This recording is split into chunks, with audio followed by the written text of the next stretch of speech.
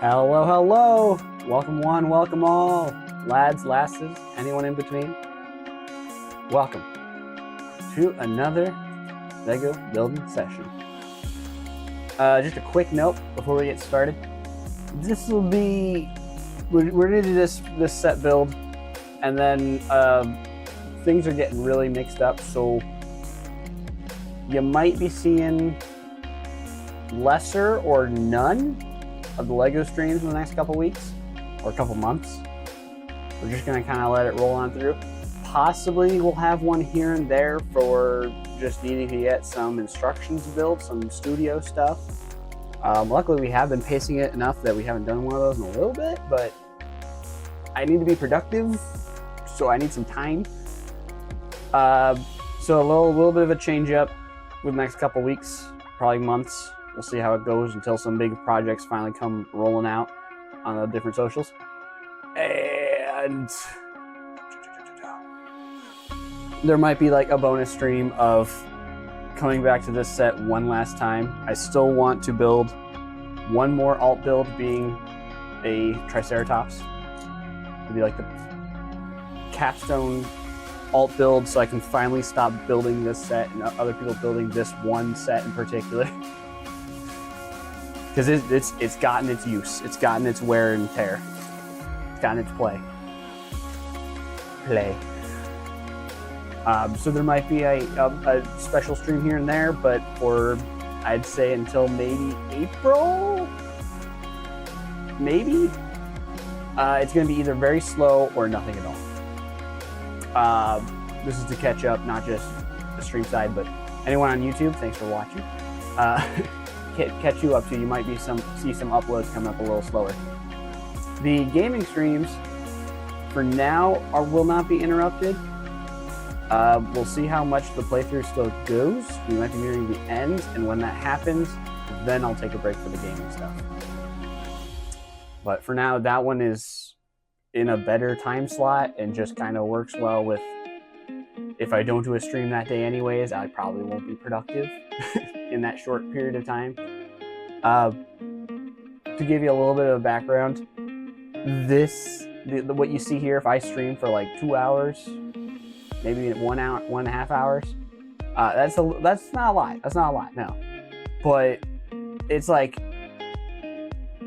it can be up to 2 to 3 hours of prep time and like aftermath, trying to get everything downloaded, edited, uploaded, said and done. And even before, I have to get like so much crap off the table and make sure all this stuff is working. So it's a little bit of a time sink. That's why we're going to be slowing down streams here in a little bit. But for today, we have Mr. B model, Mr. Stegosaurus. That's our build for the day. And I do feel a little bad. I would like to be doing more mock building on these streams. A bit more of the creative stuff, but time has been quite the crunch. Quite the crunch. So we're just doing this set because of, reminder, this set was brought to you by Brick Nerd and the Lego Group, or me helping them on their article. Very fun time. There's 2 mocks you can check out, free instructions on Rebrickable, but definitely check out the articles. There's other cool mocks in there too. And the whole wave of sets this time around for the Dreams theme are once again knocking it out of the park. Real quick, I'm just going to be doing a little bit of sorty sort. Make our lives easier. I could just do the raw pile. Keep that going, but we'll do a little bit of sort as we wind down the chatting. But yes, feel free to check out free instructions, the cool Brick Nerd article, and I hate to advertise Lego to people. It is expensive product. It is product. It is by company. But if you're gonna pick something out of their catalog, and you're like me and you don't want to get the licensed stuff, these are pretty stellar sets. So that's all the ad they get. Aside from me showing, look, I have set in front of me. Look at this thing. But yeah, as discussed last time, tons of brackets in this. If you're new to mock building, these are your bread and butter. And this would be a great starter set. Especially if you like the fun transparent pieces and you don't mind having a surplus of red.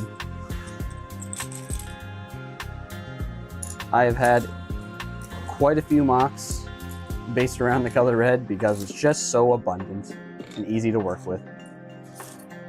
Aside from grayscale, it is probably LEGO's most common color. Probably. I know there's a graph out there that showcases it. I don't remember what it is on top of my head. What has the most color pieces.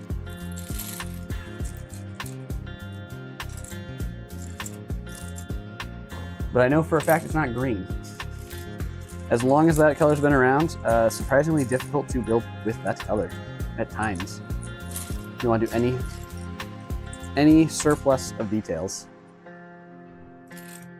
Green is typically not your friend.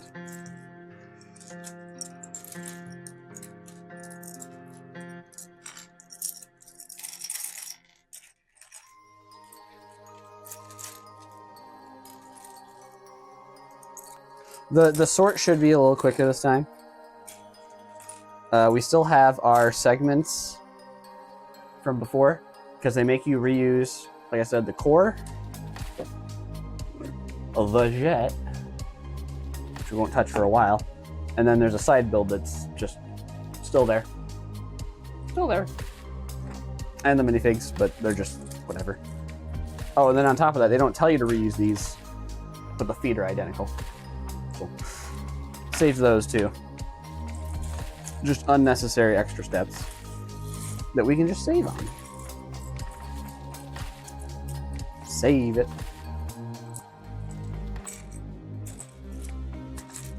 Oh, I guess this audience right here, this is a prime example of another reason why I need to slow it down for a little bit.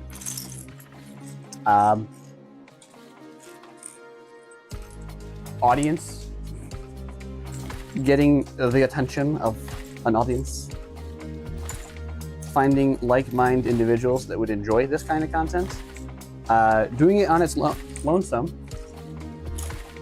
does not really help. Does not change that. What does is consistency, which I have been doing quite well, and I will be ruining that by stopping consistency for a little bit. But one of the biggest things, what I've learned, the biggest things to help grow, and I cannot say I know this from experience, but from many other experienced individuals, you really got to advertise yourself. And the long squatty videos, those don't do it. You need to have some clippets. I need to start digging out all of the clips. I've been saving all the recordings. It's been taking up way too much storage. I just need to finally get through them all, or through a bunch of them, and start making clips, finding the highlights, so those can be the advertisement for the streams. And that's what leads you to your Instagram, well, not Instagram, I could do it on Instagram Reels, but more so YouTube Shorts and TikTok videos, like primetime spots for advertising streaming. And I've done little to nothing for that. And it shows the results of little to no chitter chatters right now.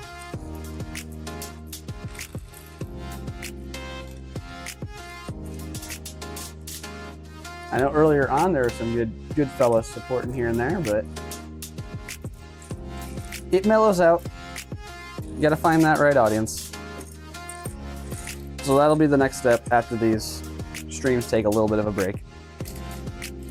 Just a wee break. Like, I really do enjoy these streams. I really want to commit a lot of resources to it. But the struggle is my resources are being stringed very, very thinly. Like, extremely thin. I woke up extra early this morning, mostly because I couldn't sleep. And since I couldn't get back to sleep, I just went ahead and started writing down everything that needs to be get done. Everything I need to work on. Everything I want to get worked on for anniversaries this year, for timing certain things. And I know I missed a lot, but I wrote down a lot. And from what I had written down alone, I knew for certain I need a little bit more time. I need a good bit more time. Oh, hoi, hoi, hoi, hoi. So we're gonna cut back on streams because that is possibly the biggest time sink. There's your ticker. Don't worry, I got the parts drop counter going. Okay, yep, it is working. Ooh, caught that one though. Yeah, this is the biggest time sink with very little payoff. So it's going to get cut for now. I will be back on the LEGO side of streaming. I promise I will be back. I do, like I said, I do enjoy this. But it's not just the stream time, but the amount of prep time, setup, tear down, and uploading. That just consumes a lot of resources and a lot of time. So sad. It's so sad. But we gotta do what we gotta do. And then hopefully we can come back bigger, bolder, stronger, with an audience that actually wants to talk. So I'm just not yammering about dumb topics like this, so we can get on to more interesting topics. Such as new LEGO colors. I'm sure I talked about this in the previous stream, but we're getting Blue Violet back, in a way. It's nearly identical. And we are getting the very faded bright pink. And I'm at the point where they both feel unnecessary. But I'm sure they will have their fans. To be fair, when Reddish Orange came out, I felt like it was unnecessary. But after getting a decent amount, I still would love to have more, but it's kind of mediocre right now with what there's available. That's another concern I've expressed. After it came out and I got a good amount of it, Reddish Orange has grown on me, and very much so. I like it a lot.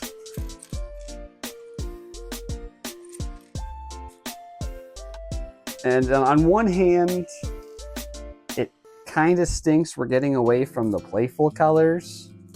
You know, Lego, a toy, playful, fun. But on the other hand, it's just so much more appealing to look at than regular orange.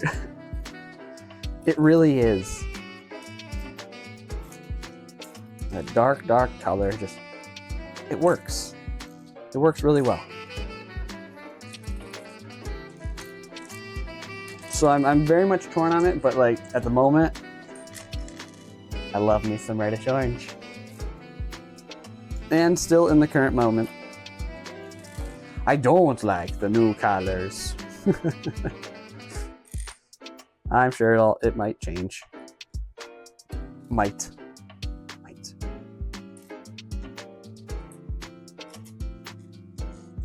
I still think the one color I would love to have come back would be Sand Red.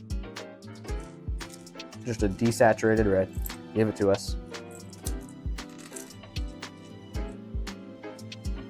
And as much as I like sand purple, I don't think it's necessary. It's just not a necessary color nowadays with the amount of purples and pinks we have. But who knows? They did blue violet, so maybe there's a chance. Maybe.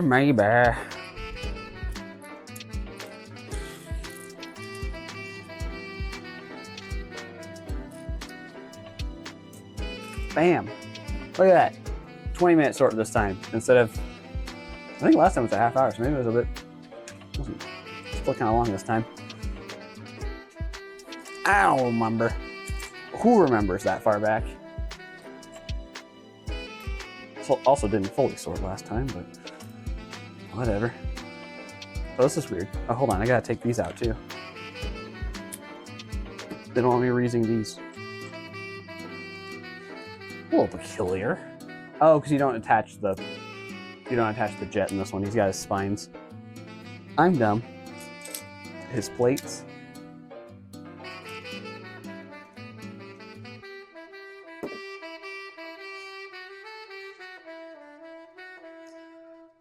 Oh well. All I know is I don't need to pick up the new colors.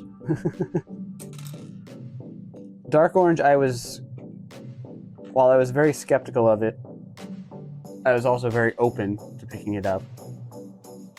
I'm going to avoid these two new colors like the plague. As long as I can. But the moment I get one, I have to start a drawer for it. And if I start a drawer for it, then I'm going to open the floodgates and just let it free. Let it ride. So, you'll all just have to wait and see.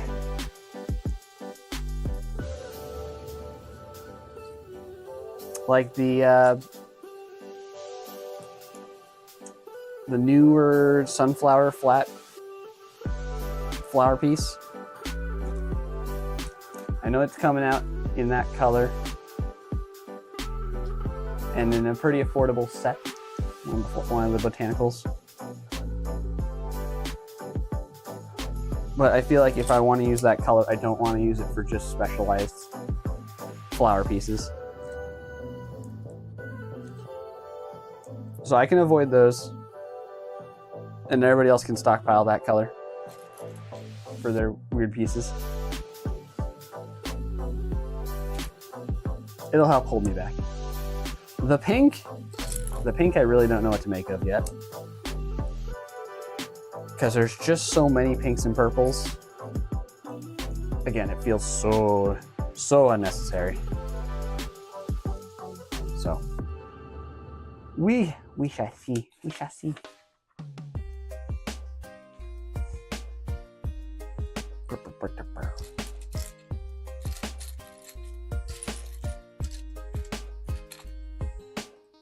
Problem is, I sorted all these pieces.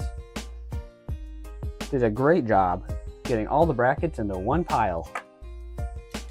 But now there's a crazy amount of brackets in one pile. It is not helping. It's still a mess to find things. Alright, and they got a similar technique to what they did before on the mouth. It feels a little shorter though. Just a tad. Maybe it's perspective and what pieces they use. I don't know. I don't know.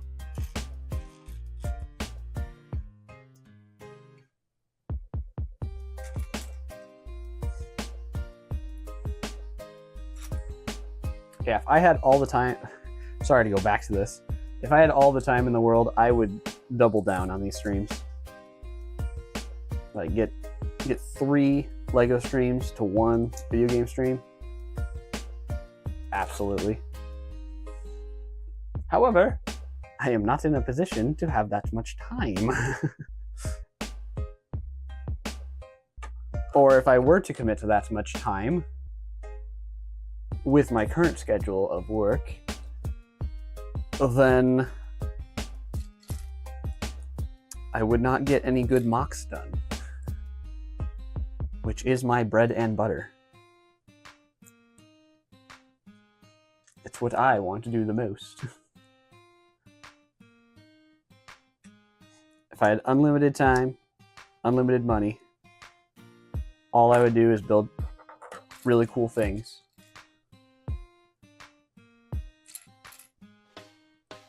But that ain't feasible. No, sorry.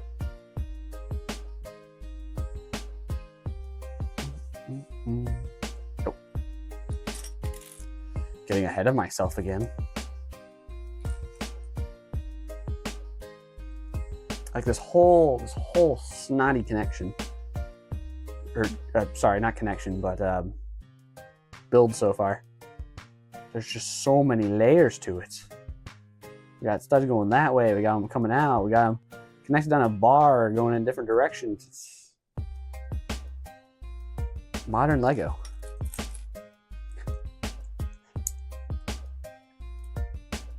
Whatever happened to laying a 1x8 brick on a 4x8 plate? I don't know why I was struggling to think of a basic plate number, but whatever happened to it? Where'd it go? I guess it's the modular buildings, but I can't bother to pick up that a build of that size anymore.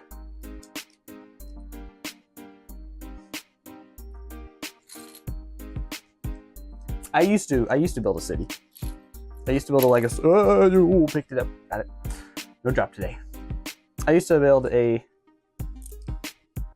Oh, one more time with feeling. I used to have a Lego city. Collected the modulars. Got what I would call the mini modulars from Lego City and Creator. And I'd line them all up. Had them all.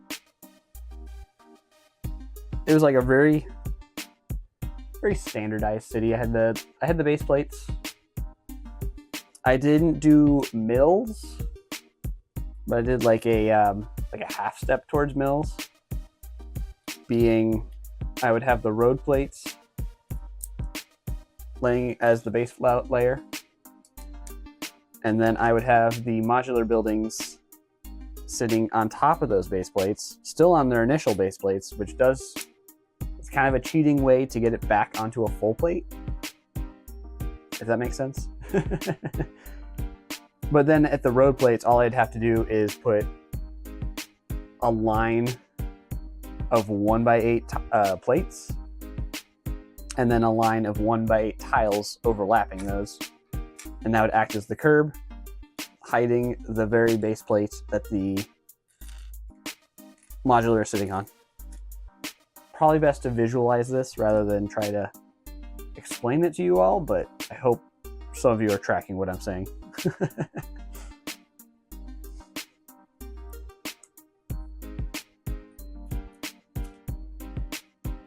So not quite mills.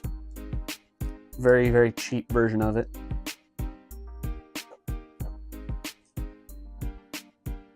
And for those of you that don't know what mills plating is, it is an excellent system of adding extra layers to your builds below it, just to give it a lot more strength and security.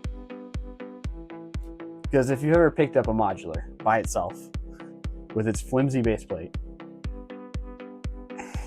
you really gotta know exactly where you're putting your hands. But you put it on mills, then you can lift it up with one hand any spot, and it's super strong. Super duper. That's what mills plating is. And the way I did it was with intention that I did not move things around too much. That's why it was just the cheap version. And then I would have my modulars on the very back wall. And then moving forward, I would use smaller buildings, such as the mini modulars into like the lowest one level buildings in the very front.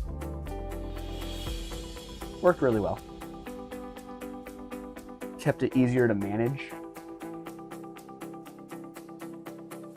But I feel like most any city you would see built out of Lego would do something similar. Like if you're gonna build, because it's like real cities. If you're gonna build a skyscraper, you're gonna build it near the center, not on the very outskirts by itself, with nothing else helping it divert wind. You gotta have your big buildings in the middle.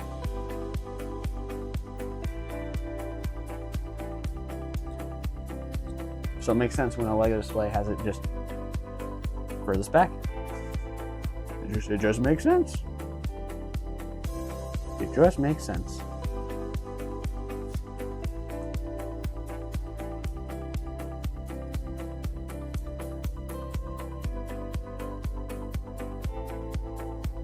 Dino head. Did I do everything right? Looks right. Slap it on. Oh, I see a problem here. I was about to put his head on his buttocks, and that wouldn't allow him to look up and down.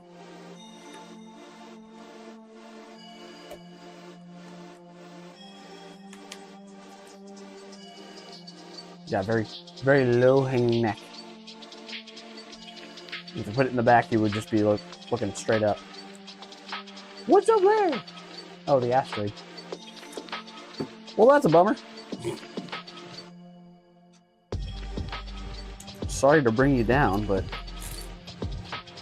I didn't pull the asteroid down. What? Who? What are we talking about? Lego Cities? I think I have it in a box somewhere. The only modular I have left together is my favorite, which was Parisian Restaurant. That one still has such high class to it.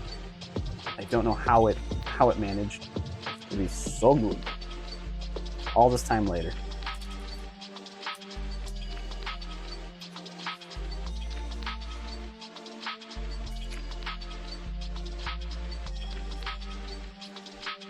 But I love that one. I plan to eventually, most of them are already boxed up, repackaged in numbered bags for your convenience. Plan to resell most of them on a Bricklink store at some point. And Parisian Restaurant might be the one I keep, one I hold on to. I don't know if there's any other that's similar quality. I could keep the Pet Shop out of nostalgia. It was the very first one I picked up, and then I backtracked from there.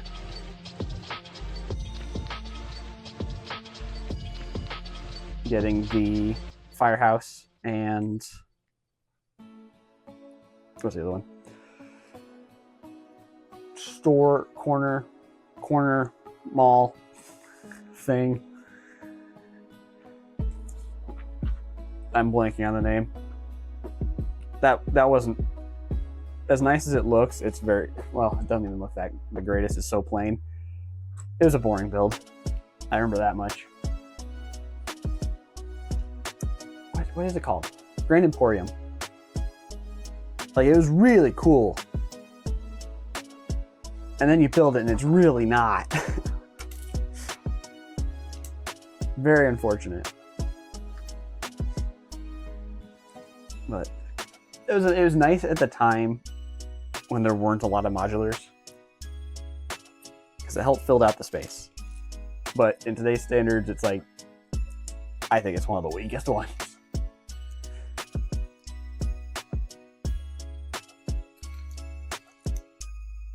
So I pretty much had all of the modulars except for the first three: Cafe Corner, Greengrocer, and is it Market Street? Is that what it's called?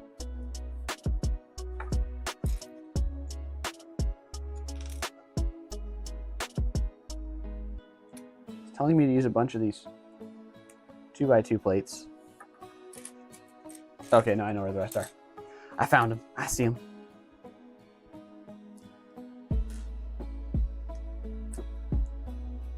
Yeah, Greengrocer, Marketplace, and Cafe Corner were the 3 I never owned. And then the last one, I think the last one I picked up was the bookshop. And I never built that one, or I don't even know if I have the bookshop. I may have stopped right before that. I know I at least have, what does it say, Square? The really, really big one. It like celebrates the 10th anniversary. I have that one, but it's still in box, and I don't do anything with the modules anymore, so it's going to remain in box till I sell it. A couple other sets that are like that is the original roller coaster, and I may have already accidentally opened the box for the carousel. I don't remember. I bought both of those, and then that was about the time I was giving up on the city and didn't have time to build them. So they didn't get opened. So now they're sealed. That's nice. Nice to have on hand.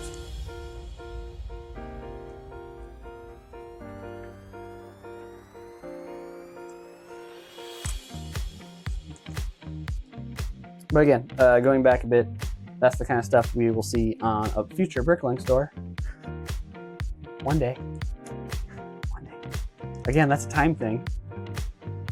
When I have time to fully commit to personal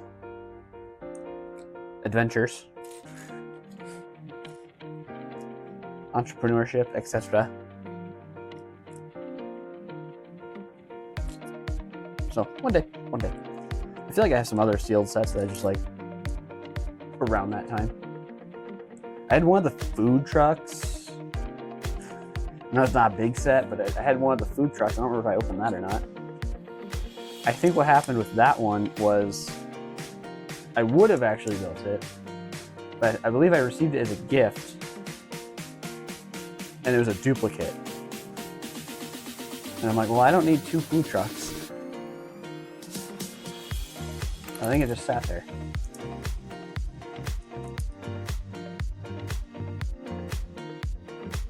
And then now we're calling back on topics. I shot like a rocket. Oh my goodness. At least I saw where it went. To jump back on topics now because of that. That's what these streams are good for.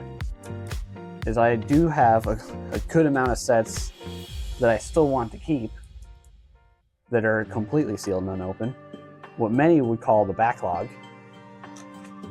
Except for me, the backlog is more or less abandoned. We built on stream the R2 set, which I bought for pieces. The Sonic set, which I bought for figures. So both of those should be deconstructed and put into these parts bins for mock building. And that's probably what I will do with my backlog moving forward, is just immediately part them out. I do not care. There was a thought a long while back that I would build them on stream and then immediately turn them into a custom or brickable model. There's some Star Wars stuff in there. But nowadays, by the time I get to those sets, they're not going to be available anymore. And that feels like a waste of time for a brickable model. Because, like, there's very few people that are out there that would want to rebuild a set differently when now it's a high collector's item because of its scarcity. So a bit of a shame that all those sets will not get future Brickable models. I know one of them in there, which would have been a great part count for some custom stuff, for alternate builds for people, was the Moff Gideon Star Destroyer.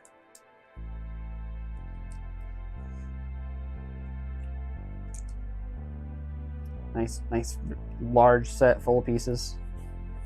Would have been perfect for that concept, but now I'm just gonna have a bunch of gray wedges. Yeah. Then there's all the, it's crazy to think about because now we're at 15 years.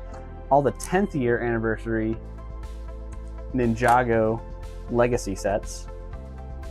I believe I collected the entire wave. I may have built a set. I don't think so. I think they're all still fresh. Every last one.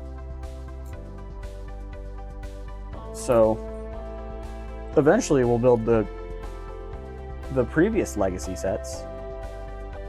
Oh, did I build this wrong? I put a plate in the wrong spot. We don't tally that one though. We don't tally that. Maybe. In 5 more years for the 20th anniversary of Ninjago, because LEGO is so excited to celebrate anniversaries. I don't know about you guys, but I'm sick of it. I am so sick of all these companies just being like, anniversary year, anniversary year, anniversary year. Oh, the next anniversary. Oh, the next anniversary. LEGO's doing it, and Nintendo's doing it, and those are 2 of the companies I follow the most. I'm like, oh my goodness, just stop. Stop. Everything's gotta be nostalgia. Stop. So maybe, to build off the hype of the Ninjago 20th anniversary, I will build the 10th anniversary legacy sets. If I could track these plannings for not mocks, but for streams, I would write that down. I'd write that idea down. It's good. It's a good one. It's a good one. Because like that's the things you got to feed off of now. Is when can I release something so it lines up with an anniversary, so it builds up extra hype. You gotta find all these dates, see what lines up. Like the Exoforce anniversary. Whoa, shocker! There's gonna be a bunch of stuff going out this year for that. Even though I was already working on stuff for Exoforce. Now you get it with a cool number next to it. Ooh, 20.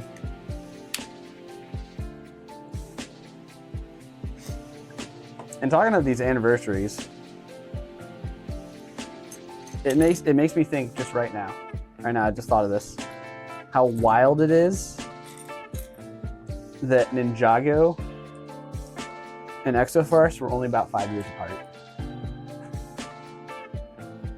Or at least the end of Exoforce to Ninjago was 3 years. That's crazy to think about, how close they were. They almost touched. They almost merged as one. Became a big ol' sci-fi oriental happy family. Am I allowed to say that? I think someone in the past told me that you're not supposed to say that word, but I feel like that properly describes. We have Orient Expedition. I feel like I'm allowed to say that. Otherwise, LEGO made a big no-no. Whatever. Topic change. Topic change.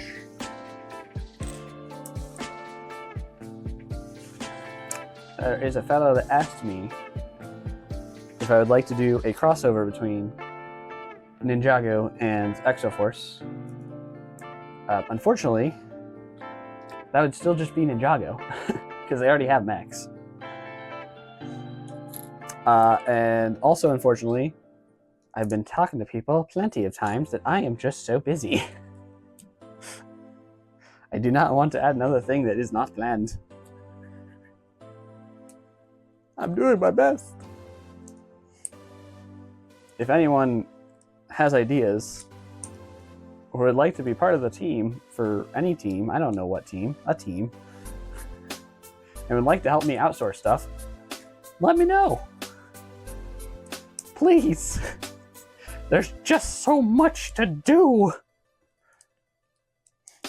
And that's something I've been struggling with. I've been trying to wrap my head around in recent times, probably the last couple months. How can I get a bulk amount of the items I am doing currently, activities, model building, something, etc. How can I turn all that into outsourcing to let other people do it, to help me out, to do this so-called saving of time? It's hard to wrap my head around, trying to figure out, because there's so much of it I want to do personally, make sure it gets done right, make sure it gets done the way I kind of want it to be done. So it's very difficult to outsource that stuff.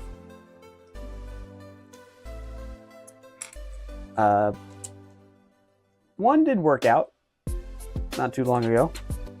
For those of you that are invested in the Exoforce community, you may have seen a post for the 20th anniversary logo that I came up with, but I'm letting the other fella take credit because he did a great job cleaning it up.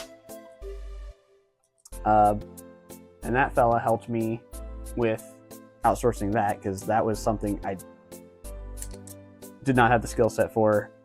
I do not have the time to learn the skill set. Sorry if you're watching. This is my apology for I will probably not learn Illustrator, even though I said I would probably look into it. That was a blatant lie. I will probably not look into it. That's another program I have to learn. And I'm trying to figure out Photoshop and... Well, I kind of understand Photoshop enough. But I don't go into detail anyways. Like, what do I do?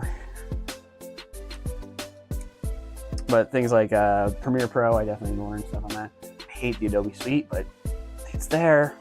It works, sort of. It's kind of convenient. I hate it. Sorry, I'm getting too far away. So big thank you to, I'm probably going to butcher the name, Umiluku. You can find them. You'll find the original post of the Exoforce logo, 20th anniversary logo that we built. He made a great post on it. Hopefully everybody's crediting him in their descriptions when they use it. Or hopefully you'll just find them by their other cool builds. They have Rock Raider builds and other sci-fi builds, not just Exoforce. They're primarily a digital builder, but they were an excellent help in designing and building our 20th anniversary Exoforce image. So give a shout out to Umiluku. I'm sorry, I always see the name, I never say it out loud or try to pronounce it. And this is what happens now. This is what happens. But shout out to you on the Instagram side. That's where all their stuff is. Maybe they have more socials, but I catch them on Insta. And with that, they're part of the whole Exoforce revival group. I'm not a huge fan of the name, but I'll just let people ride with it. I'm not gonna tell them no. It works, it's a useful name. It's a way to identify the group.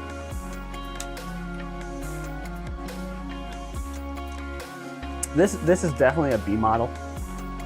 A lot of the plates that have been thrown in here are just filler. So definitely was an afterthought to work on this one for the team. Whoever this, I should have looked up the set designer between last time and now. That's my fault. If you're watching, you can probably look it up yourself. Oh my goodness, this really is going to be a short stream. We're almost done. We're almost done. I might extend it. I do need to do some sorting. So, might do that just to have some random chit chat. Extra random chit chat, you know? With me, myself, and I as the host. Nothing could stop me then. Or I could make it a super duper short stream and get back to being productive. What a concept. What a struggle.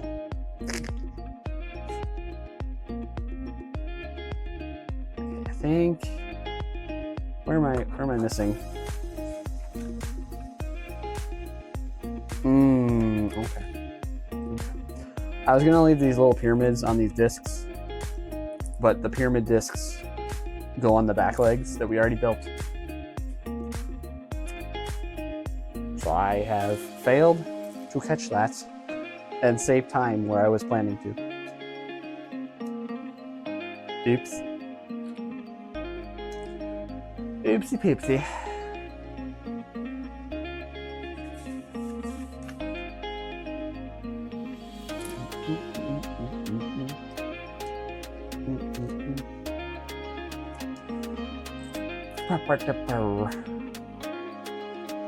So this set's going to be a silly set for the fact that I have spent so much time with it in the last 2 months. I have myself and another person that has built it multiple times, and we're not done yet. Where were we? Yeah, if we build all three, or if we get to the third, let's build this. Oh my goodness, I'm messing up. What? Oh, these go on top. All right, where was I? Things, words, stream crashing. The 3 models. Yeah, if I complete the third model, the Triceratops, then you get a trifecta of builds on Rubricable. And that third one will lovely, that's not a great word. It will work well as a C model for this build. A proper C model, since it follows the structure of the first two, and the other two mocks that were already submitted to Rubricable are really more freeform and a little bit sloppy. It's just this little handlebar just kind of loosely waggles in here. Okay. Oh, okay. I'll let it be. I won't judge, even though I already did. Unfortunate for the Triceratops. It has faced judgment on this day.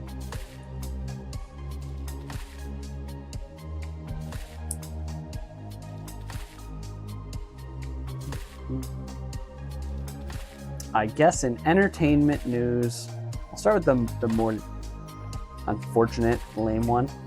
Masters of the Universe. Been a nice new movie for that. Live action. And then I was immediately disappointed, probably by like so many other fans, to hear that Jared Leto has entered the fray. And will probably be, I don't know, maybe he'll be good in a movie for once, but I can't keep believing that. No, I can't. You can only give the man so many second tries. Why is Hollywood still doing this, please? Just stop with the Jared Leto.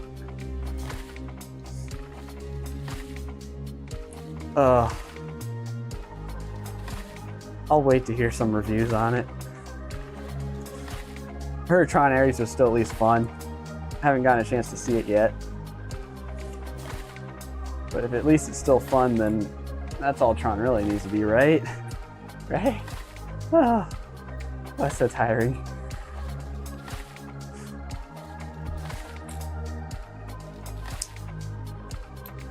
And honestly, I feel like Masters of the Universe as a movie might not be that fun. Because I think what's great about that series is it being a series. So you get to expand on the world every time. And compacting it to a shorter... not gonna be a fun form factor. Who knows? I could be wrong, but I don't have high hopes for it. I enjoyed the nostalgia bait that was like the first Transformers movie and the Ninja Turtles movie and the Power Rangers movie. I didn't see the G.I. Joe movies, but they were fun at least. So maybe just maybe, this can be a fun He-Man movie. Fingers crossed. Fingers crossed. But now we got that one out of the way. I think the more exciting news, at least for me, is our brand new Star Wars show. Same team that did Clone Wars and Bad Batch. We are getting a show based around Darth Maul. And that's gonna be so cool. I am part of the problem, all right? I get that. But I'm excited. Let me just enjoy Star Wars when I can. And it's not just some slop thrown out. Let me enjoy the Star Wars. I certainly can't enjoy the Star Wars around Lego fans. They ruin it. So let me enjoy the shows. Andor was fantastic. Please, more. More things like that.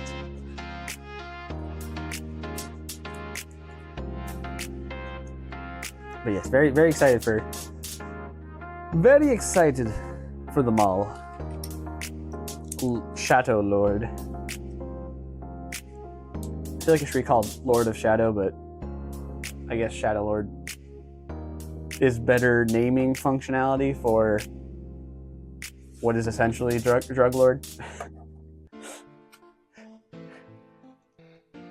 Since that is what he becomes.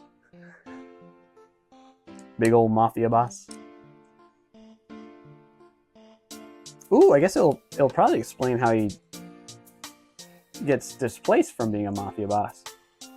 Because they don't explain that quite well. He was controlling a large syndicate, and then all of a sudden he just hermit again. I hope they cover that. It'd be a nice thing for them to cover. The feet! Oh, we get to skip that step. We already have the feet. You shall taste defeat. Ew, that's gross. Don't do that.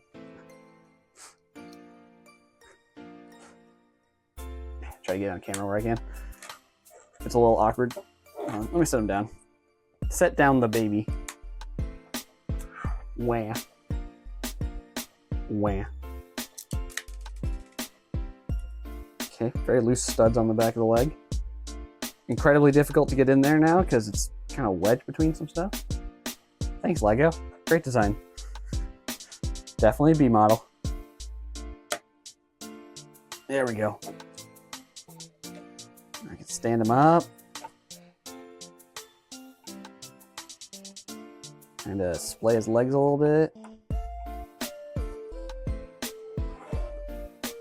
Give him a little bit of a dynamic pose.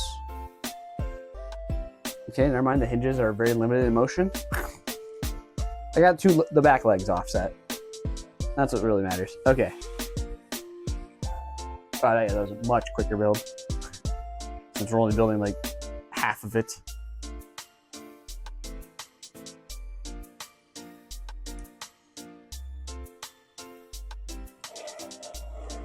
Gotta attach his diamonds.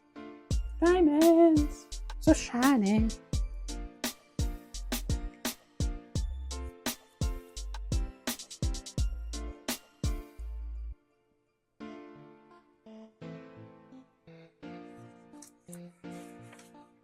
Yes, sirree.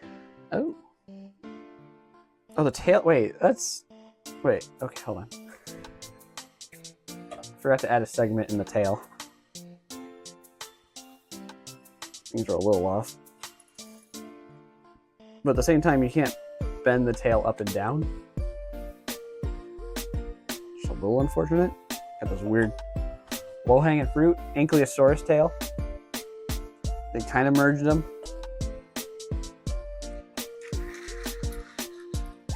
Give me these pieces. There we go.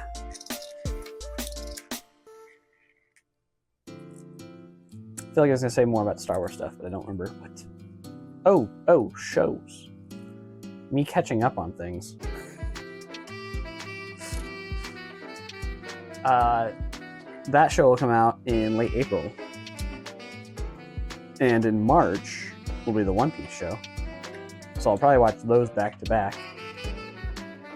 And hopefully all this time stuff catches up that we were talking about stream-wise and beyond.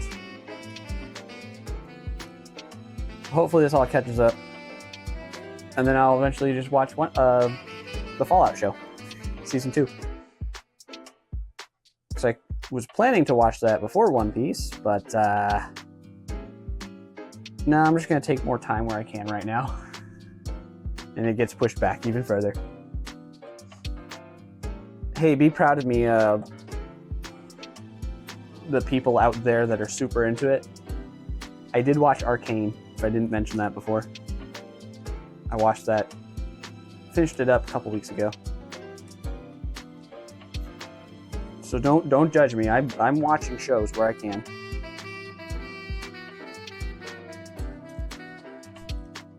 Slowly. I am so proud. And I know I've mentioned this on stream before. I am so proud that I watched more One Piece by the end of last year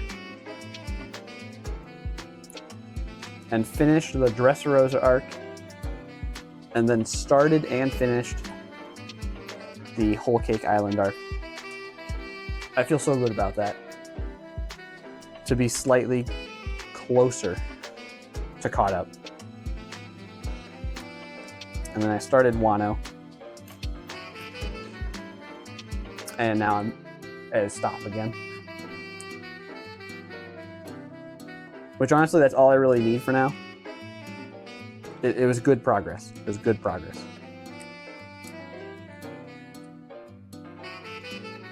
I do want to see the wacky tobacco things they do with Gear 4. Gear 4? Gear 5. Sorry, Gear 5. So one day.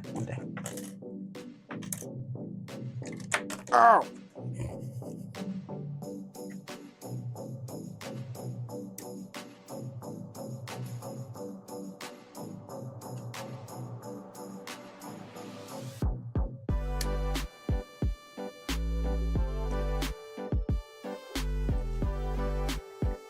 Gotta give him his plates. That doesn't look too crazy on stream. It's just straight down, but yeah.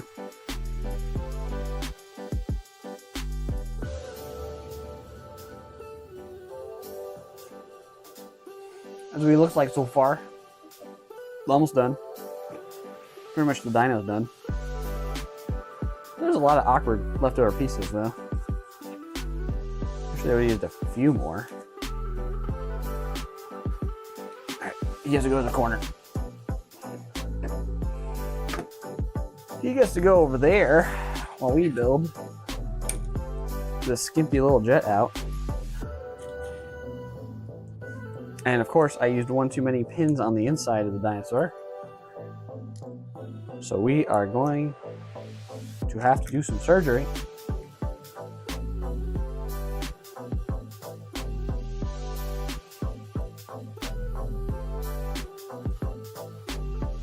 and then the build will be done. And I'll think about what we're gonna do next. Hold on. Hey, gotta steal this lad. There we go.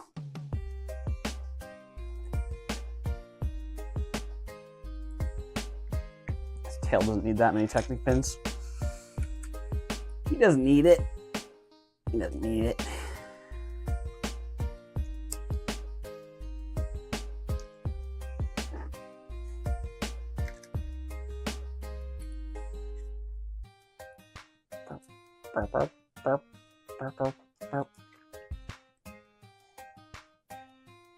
You know, it'd be cool if I had some like paleontology facts I could have been spatting out during these build streams.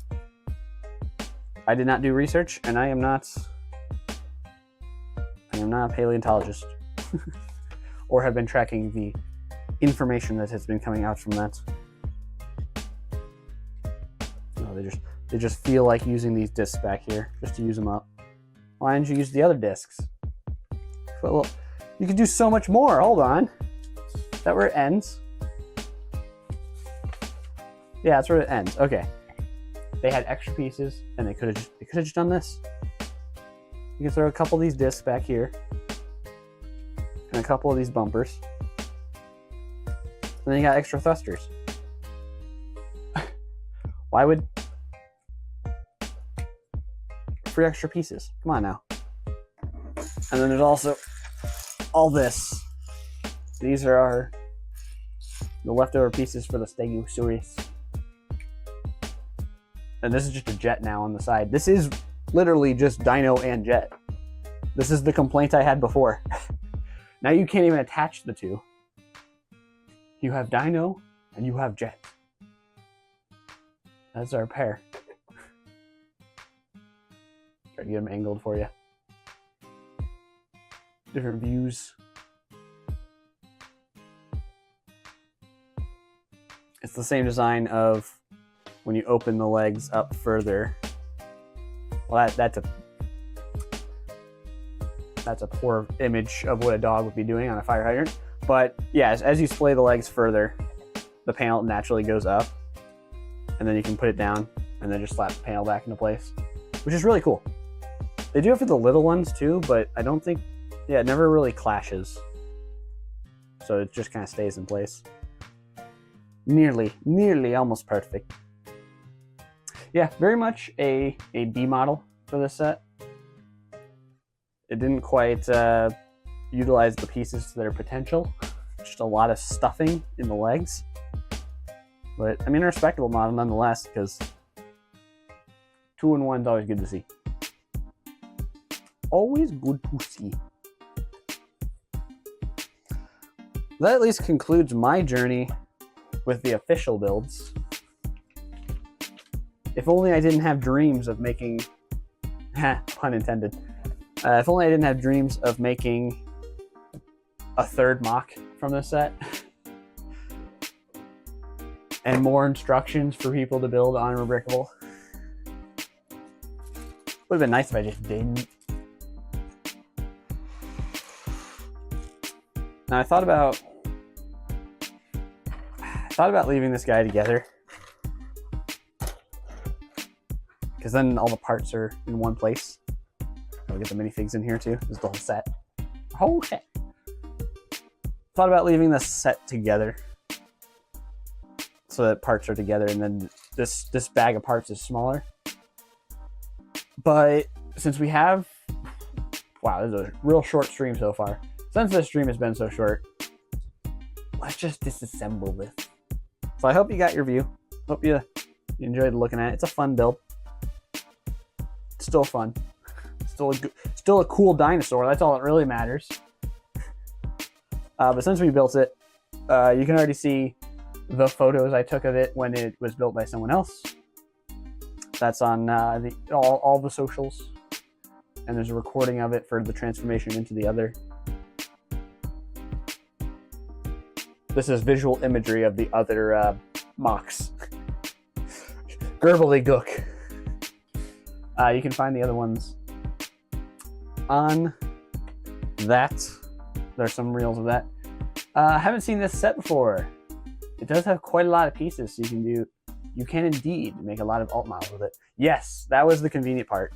I have made alt models for smaller sets, and it gets really obnoxious very quickly with your limitations.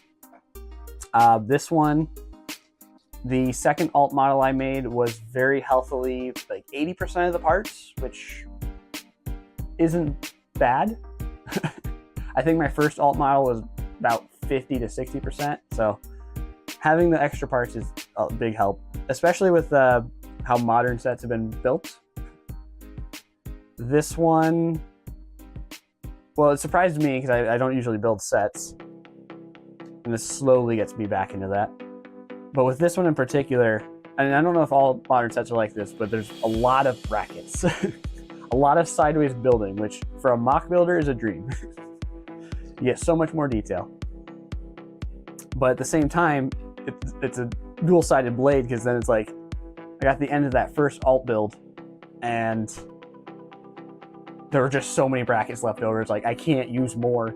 They're already taking up as many spaces as they can. But that's just this set in particular. This set does have a lot of draws to it, though, because it's got a lot of fun shiny stuff. It's got all these nice transparent pieces, a lot of new recolors. Red is always a solid color to have in a set. I know I have way too much red, but I'm not mad that I have more. They're all nice curves, useful for any other creature design. I still have my greatest complaint that it's called Dino Jet, but for some reason it is a dinosaur and a jet. They didn't really combine the two ideas. And that's what my second alt build is a pterodactyl, actually fusing the two together. You haven't built many sets yet either, or as of recently, sorry. You've been ordering pieces for mocks. Building sets is great for learning techniques. Yes, that's why I was really happy to build stuff like this. I've built like 3 sets on stream as of recently. And it's crazy to see some of the newer techniques, but it's like, it gets you thinking, oh, that's how I can use so-and-so piece. Because sometimes there's a piece you might not know what was the purpose of that. But builds like this are nice to see that. Also very nice to see, like, they add so much geometry to the modern sets, and I love that. That's why I need to get some more modern sets. Like the Jet, for example, really inspired me with the way the wings are created. Don't know how well this will show up on the main camera. I'll show it on the small one in a second here. But it's a simple mathematical technique where the bottom hinges or bottom clips are on the same layer, but the top ones are recessed by 1 plate. But since both sides are recessed by 1 plate, it's the same distance, and you're able to get a nice angled build. And it's accurate. So I'll show it again. Show it again up here. Oh, the delay is not going to help me here. I have to get my fingers in the way. Kinda, yeah, sort of, yeah. Yeah, so top clips are just recessed by 1, and because of that, when you connect it, perfect math. Love that. That's the kind of stuff I like to see. And you wouldn't have gotten that in a set like 10, 15 years ago. And it's pieces that were around all that time. So I'm glad to see LEGO themselves are evolving as the mock builders are. I'm trying to think if there are any other cool techniques in this. So it was a funny thing. I already mentioned this in the last stream, but I'll mention it again here. I built both mocks before I built the set. Like, this is my first time building the alt model, and last week was my first time building the main model. And it's funny seeing how on my own I discovered some techniques, and then I see they used very similar ones in the set, and I'm like, oh, I used it for the right purpose without knowing. The hinge is nuts. It's so simple but hard to come up with on your own. Yes, yes. And I've done a lot with 3, 4, 5 triangles and the theorem and all that stuff to try to get cool angles in my builds before, but that's just like, it was nice to see it in a very simplified way. I've always done it with like crazy Technic beams and very, very large scale triangles. But like that just simplifies it so much without really needing to know that much math. It's just equal on both sides. Which is similar to a build technique I discovered on my own not too long ago. I still have yet to post for Table Scrap Tuesday. Do I have it here? If I do, it's buried. But yeah, there was the weird T-bar clip that has 3 clips coming out of it. And mathematically, those are offset by half a plate. So in theory, you can have it where it lines up perfectly up and down, but then you flip it upside down and you get an angled build. It's the same concept, but I didn't think of like expanding upon it. I just made that scrap and was like, maybe one day. And then this just reinvigorated that. I'm like, oh, perfect. Perfect. Other than that, I'm not sure if there are any other techniques that really wowed me. I think the pistons are fun because it's a weird way that you just kind of slide it into place, but it works because they're nice and loose until they're not. Connection's just solid. Yeah, a lot of this snot stuff is just all satisfying as can be still. Like the cockpit on here. Yeah, the back's connected by studs, but you slap that into snot way back here, and then the front is already lined up. Little things like that. Little things like that. But yes, I will be doing one more alt build for this, keeping it in line with the main build. To keep the stream going just a little bit longer, I think I will disassemble this on stream. Get it ready for whenever that next time is. LEGO streams are taking a break for a little while for me. But in the meantime, there will still be plenty of posts everywhere to be found. Everywhere you find me, I will be there. I've still been revving up for this year's Exoforce. Won't be this week, won't be next week, but after that, a lot more Exoforce content. Can promise you that. I'm so excited. I'm almost done writing my latest How It Was Built, which is always my favorite post to work on. Even though I know it gets like no viewership and no one cares about it, I care about it. I care about it. And I'm almost done with the latest one, which will be coming out with all the other Exoforce stuff. Exoforce overload with me right now. It's the 20th anniversary. You gotta celebrate. But I do hope to get back to more diversified mocks. Classic Space is still my baby. But it really has to take a back seat with how much Exoforce is flooding the mainstream of the brainwaves. In every regard.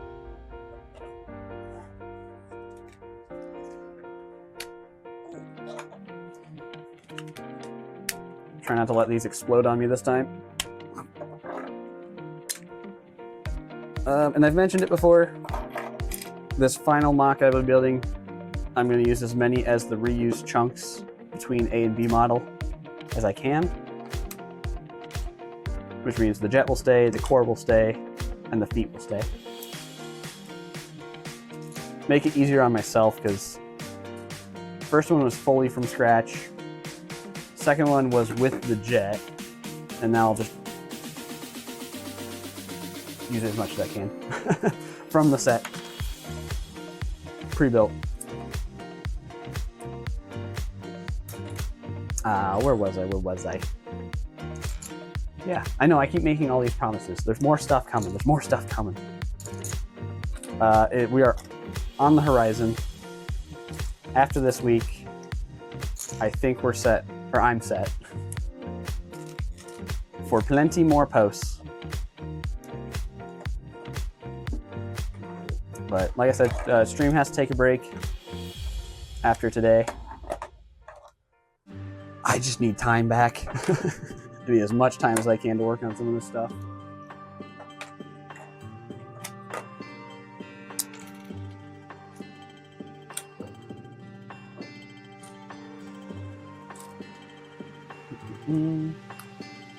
You've been following the Exoforce project. Good work with that. It's a very nostalgic theme, and I like how you made it. How you made the minifig-sized robots with parts. Yes, that was. I'll start with that. That was one of my first things I did with Exoforce. I would like to say in 2022 or 2021. It's not an original idea, but the moment they released the Ninjago City Garden set, they had the robot in there that was meant to do the same thing, represent an Exoforce robot. And I expanded upon that idea, making sure it had a little better proportions. I still don't remember, I need to double check this. I swore I posted the instructions for it, but every time I go back, it's like, oh, I never did. I never did post the instructions for that robot. But I had that one ready to go right after Ninjago City Gardens came out. And I just used it as kind of a background thing for like Blacktron and some other space things, connecting its lore with Exoforce lore. Like the Blacktron Syndicate has been making trips back and forth between the abandoned Earth and hijacking any leftover robots that are discarded from battle for their advanced technology. But yeah, I started making a handful for that. And then after Exoforce blew up for me again, very end of 24, thanks to a particular mock by Entertainingly Lame, then Exoforce just kept going on a roll for me. So I will still continue to keep up with one mech a month. No mech for January, but I do promise at least 2 or 3 for February to make up for it. But yeah, I've been on a roll with the mech, the little robots, making those. I made the post. I was able to make around 320, and I have enough parts to make the remainder for 500 total. The problem is, even if I make the total 500, I don't know what to do with them. I'm not too keen on like the folks that buy hundreds of minifigures just to have a big army. And even if I made a big army, it's like, yeah, I just don't have a display for them. Maybe one day I'll have a big enough Exoforce display to showcase all the robots at once, but for now, the remainder I just see on the wall over here. All the parts still sorted out, ready for a total of 500 units. Ooh! And at the same time, there's a part of me, like I could give these away at like conventions, one at a time, but there's a part of me that doesn't want to just yet, for the sake of seeing the full army at some point. Seeing all 500 together in a swarm. But yeah, I'm glad you appreciate the minifig size robots. I actually will probably start seeing it in some upcoming mechs.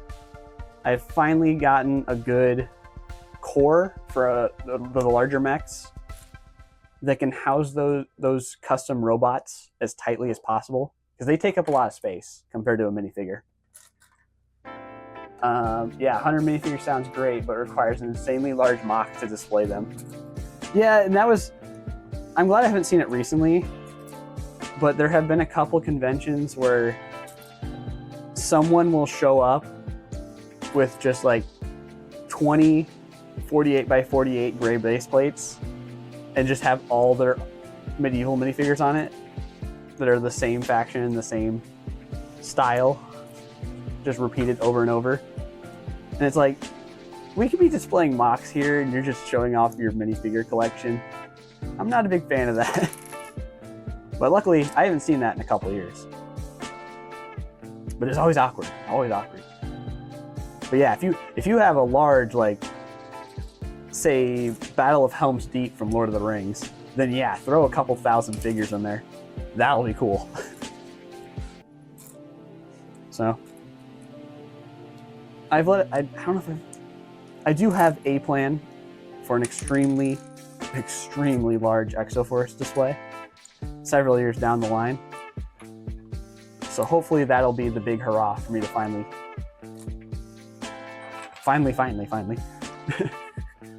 bring them all together and display them all at once. Speaking of conventions and handing them out, do you guys have a culture of handing out tokens of appreciation for cool mocks? We don't have that in Finland, but some of our LUG members visited Denmark and they started handing them out at conventions. Yes, that is very big here in the States. We're a very competitive group, and we do regular trophies too that are awarded based on votes and judging. But it definitely took off, I'd like to say about a decade ago, that folks will make their own little tokens. I don't think I have any of mine around right now. But basically you make something that represents you, and then you will set that in front of a mock that you really appreciate and really enjoy. I always try to like really fine tune my picks. I only make about 10 of my little tokens a year. And I will really fine tune the picks of something that is very either thoughtful in build techniques, or maybe something small that was very much overlooked but is really well done. But I know people that'll make like 50 to 100 and just start handing them out to all the cool builds they like. They don't have to be super complex. Do folks use printed stickers and pieces a lot? I've definitely seen a rise of it. Usually it's just a handful of pieces. Some are more complicated than others, like mine. But there's definitely been a rise of printed pieces. Because there's a lot of groups that already do that for themselves, like, is it Brickforge or Bearded Brick Brothers? I don't know, so one of them. They do, they already produce printed pieces to sell. And so they will print custom little tokens for themselves to put on mocks they like.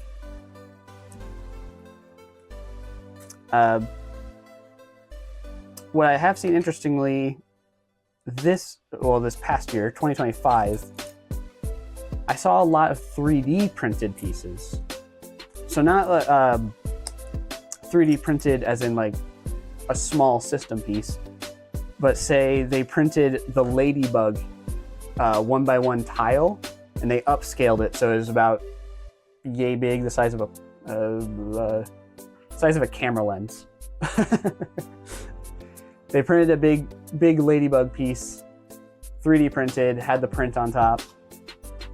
They made that, and that was their token, which I think that's a really cool idea. Because one thing I struggle with the tokens is that, like, there's some cool pieces in there. I might want to take it apart. Or there's a lot of folks that want to be a part of the fun, but don't have like a large or well-versed collection to make tokens like that. So you get a lot of folks that are on the cheaper or less experienced side that just fill up a pick-a-brick box and make a token out of those pieces. I don't know how many I've gotten that were like lamp posts and the trophies and other pick-a-brick pieces. For mine, I have gotten 2x4 tiles engraved to say TE's top pick, and then the year 2024, 25, 26. I had those engraved onto a 2x4 tile, and that would be the podium for my little token. That's one thing that makes mine a little more deluxe and pricey. But you don't have to go that far when doing it. I've seen some cleverer, like, I think it was Nick Brick builds or something like that. He does a lot of video game stuff, and he had one that was just like a 5-piece NES controller. It looked right, it looked good, and he just was able to put that on builds he liked. The culture with it in the US has began to shift a little bit this year. I'm kind of on the same boat of a lot of the newer opinions being, it starts to become clutter. Like, you want to see the mock on the table. So if you start this up in Finland and the European regions, deliver it directly to the mock builder if you have the chance. That way, you show your appreciation, you're able to talk to them a little bit, and you don't have to put a token in front of their build that ends up like clutter. There was a wonderful build, I think it was last year, of the Walking City. Massive build. And I'm sure he didn't care about this because he had so much empty space at the base of his build, and it didn't really take away from the build itself. But he would just, it was like the starring build of the whole show because it was so good. He had hundreds upon hundreds of these little tokens that were scattered at the floor of his build, and it was a mess. It was such a sea of pieces. Interesting. I heard some people were confused at the last expo since they didn't know what they were. But they were very happy when someone explained what they were. Yes. Once you get into it, it is great. A misconception we have here in the States, which I don't mind, but I know some people get really picky about it. Token is the proper term. However, a lot of people here in the States, myself included, will call him Gujiks, because he is, I forget his first name, but Mr. Gujik was the first to do this at Brickworld many years ago. But there will be some folks that will be particular in that name, because Gujik is supposed to be the official one that happens at Brickworld every year. It's supposed to be just the one, it's called a Gujik. And token is the broader term for all of them. But I'll still call them Gujiks, even if it's from someone else. But yeah, that was a tradition that started at so the overall tradition started at Brickworld Chicago, either 2009 or 2008. I don't know because I wasn't I wasn't going to shows back then. But one of those 2 years, the winner of what is called the Brickworld Master, basically best in show or best presenter overall for not just what they showed that year, but previous years. The Brickworld Master, Mr. Gujik, the next year after he had won, he had placed hundreds upon hundreds of scorpions on builds across the convention hall. And everyone was confused, as they should be, when it first started. But everybody got to go home with free scorpions. And it was just a little token to show that, have free Lego, we like your work. And then that started the trend where then Brickworld themselves would fund these and would try to make sure that every builder goes home with one as appreciation. Another thing that was started from that is the Gujiks would be handed out late on the Saturday night before the Sunday morning starts. That way it kind of comes in like a mystery or as a surprise in the morning. I try to do the same thing with mine, but you don't have to. Again, that's kind of going against the whole people saying like, oh, you should hand it to them in person now. But it was kind of the surprise of like, you could show up the Sunday morning and you'll see all your appreciation tokens in one place at one time. But it's been mixed. It's not like a hard rule anywhere. So folks just kind of throw their tokens on whenever they feel like it. There are some good solutions. For myself, I will typically try to scoop away a handful, or at least if there's a good spot for them, I'll move them to the side from the build. There was a fun builder at Brickworld this past year that had a dedicated little like bin with a little Lego bulldozer pushing them all into it, and that was cute. That way it kept it away from all this other stuff. Will Gamer is me. Welcome to the chat. We're just wrapping up by disassembling this set and then been chatting around, talking about the tokens given out by fellow Lego builders at conventions. Where was I? Yeah. So yeah, you can make like dedicated little areas now for those, or the recommendation, if you don't like them out there in front of your build, you could have like a small tray underneath the table, and just periodically, every once in a while, just go out there, take them away from your build, and just put them in your tray.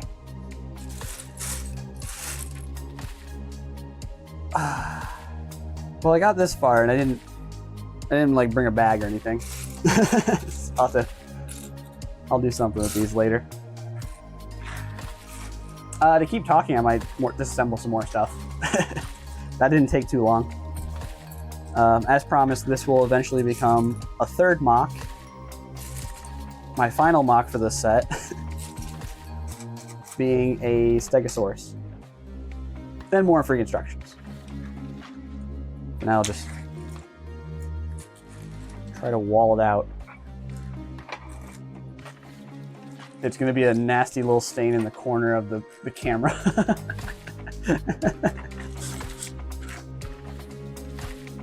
Just watching the screen, making sure I get a little further off screen for you.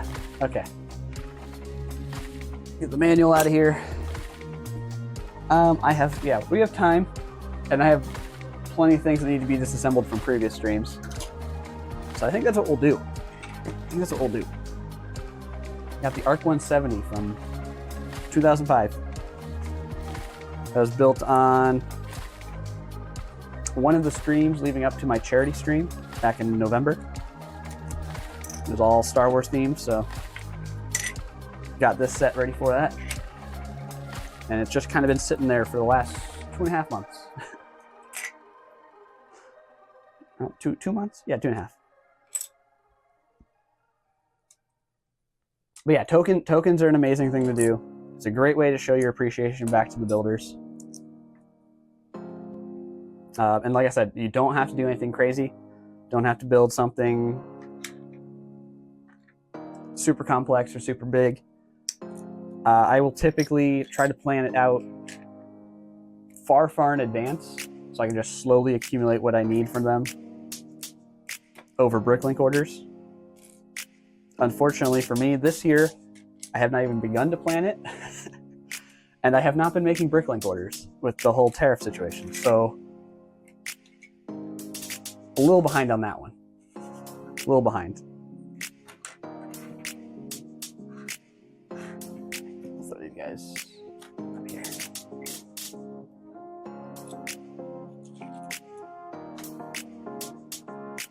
Yes, yeah, the ARC 170 does take up a lot of space, as you can see on the camera alone.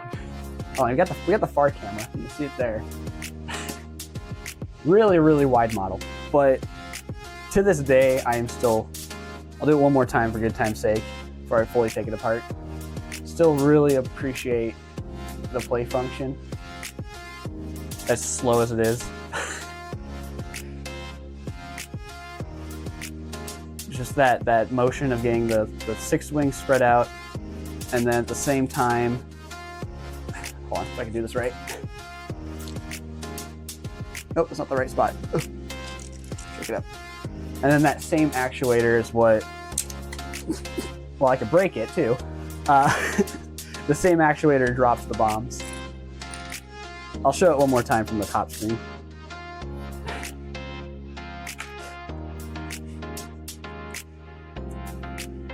Yeah, and the guns do fall off. They're especially falling off because I was missing a couple pieces. I just slapped them on. But top screen, I think this is centered. I had to wait on delay. There we go.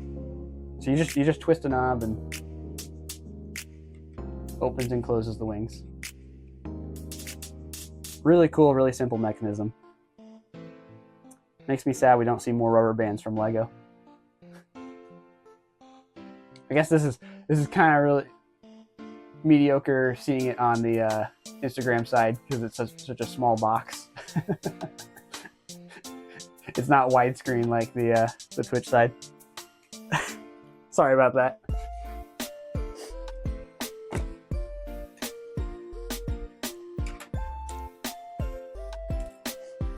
Yeah. And yeah, my recommendation is definitely if you do tokens, give them to the builder whenever you can. Just directly hand it to them. Then they can put it where they want to put it. Do you order a lot from abroad? We basically have to order all abroad, as Finland has no Lego stars, and there's no supply within Finland. Before I talk about that, I want you to think about this and give me a little bit of a response. In Finland, though, you are getting it abroad, but are you getting a lot of it from within Europe? Because that would keep shipping costs down. For me, I'm kind of a black sheep because a lot of people don't like doing this, but I understand the benefits of it. I do order a lot from across seas, and I mean a lot, a lot. The shipping cost is ridiculous to get things shipped to the US. I have no idea what it's at right now. It's probably even worse right now. But before, I had no problem with the ludicrously high shipping rates because I don't know what it is, but US people are super stingy and their prices are way too high. Way too high. So by buying from Europe, Australia, even Canada, where else have I gotten orders? I've gotten some orders from Russia. All of that, significant, even with the high prices of shipping, the parts are significantly cheaper. Completely outweighs the cost or counterbalances the cost of the shipping. It's ridiculous. And then I see all these US stores and everything is just jacked way high up, not worth their cost. So I'd say about 9 out of 10 orders I make from across seas. I haven't made any orders in general from Bricklink in the last 8 or so months. For one, we don't know what's going on with our economy here in the US. Our government is kind of destroying our country right now. That's a topic for another time. We'll refrain from talking too much on that. But it's a mix of not knowing what's going on with the economy. Well, that counts as a drop. Not knowing what's going on with the economy and just me not having enough time to plan builds right now. I have so many builds I want to work on, but I haven't been able to do enough of the planning stage to know what I need to buy on Bricklink. So I've had no major reason to make big orders. I do try to do pick-a-brick as much as I can with anything that feels affordable. And I will always be doing Lego's online pick-a-brick just to get new parts, because they go based on amount of plastic that goes into the mold and the complexity of the mold versus Bricklink being what's most available. Because you might have, I bought 300 trapdoors one time. I didn't need them, but they were under a penny on Bricklink, a US penny. So I was like, I'll buy 300, it's cheap. Yes, you basically order within the EU. Germany has big stores, probably due to the Lego factory being there. Some trained hobbyists order from Thailand. Okay, that's an interesting one. But I do get it sometimes. Some of these places get some good quantities of interesting parts. I am the same way. Germany all the way. They definitely have some of the best stores worldwide. I don't know how many German stores I bought from, but it's more than any other country. and that, again, that's with high shipping rates for here in the US. Always worth it buying from Germany. I wish I remembered some of the names. And there's like Zap Toys and Brickania.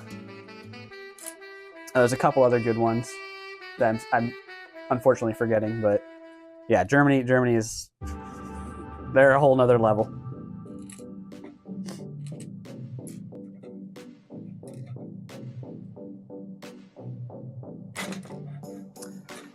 It does make me think back on some of my orders.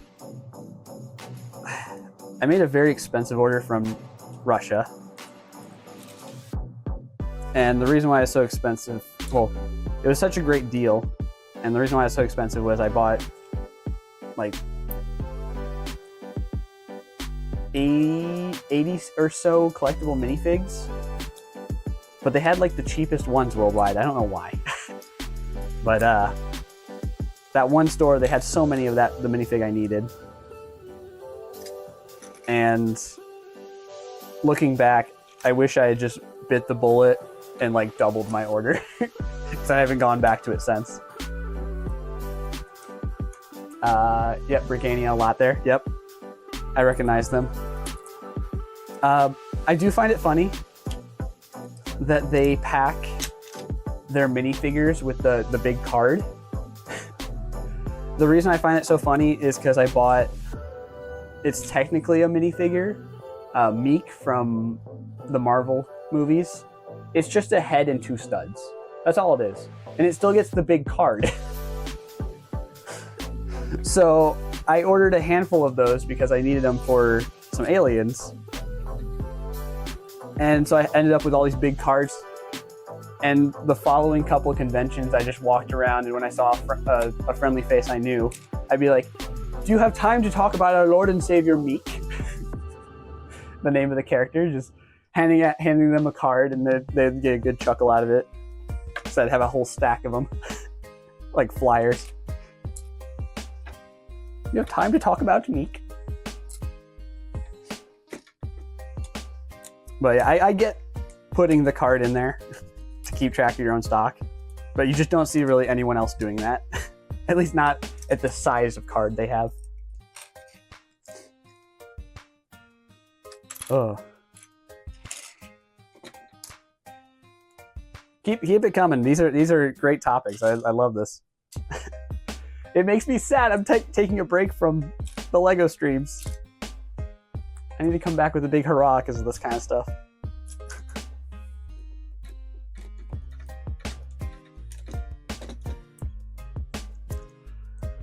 Oh, yeah, but yeah, just unfortunately, I have not ordered anything recently. I have a couple carts I'm finally putting together. One is from Malaysia, and the other one is from, I think, Brazil. I'd like to say it was Brazil, was the second one. I might not make the second one.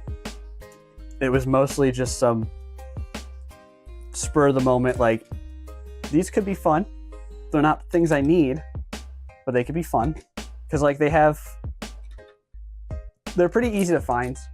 They're a seller that has sealed bags from sets, but not the full sets. And they have 2 in some decent quantities for Exafor sets. So I thought about, like, what if I just buy 10 of these weird bags with some Exoforce parts in them. They're not terribly priced. And it's just brand new pieces in bags. And it's like, oh, that's cool.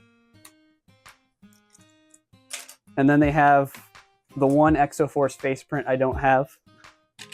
So I'd buy a bunch of those off them. But if that's all the order is, I don't know if it's worth really making. It'd just be a for fun order.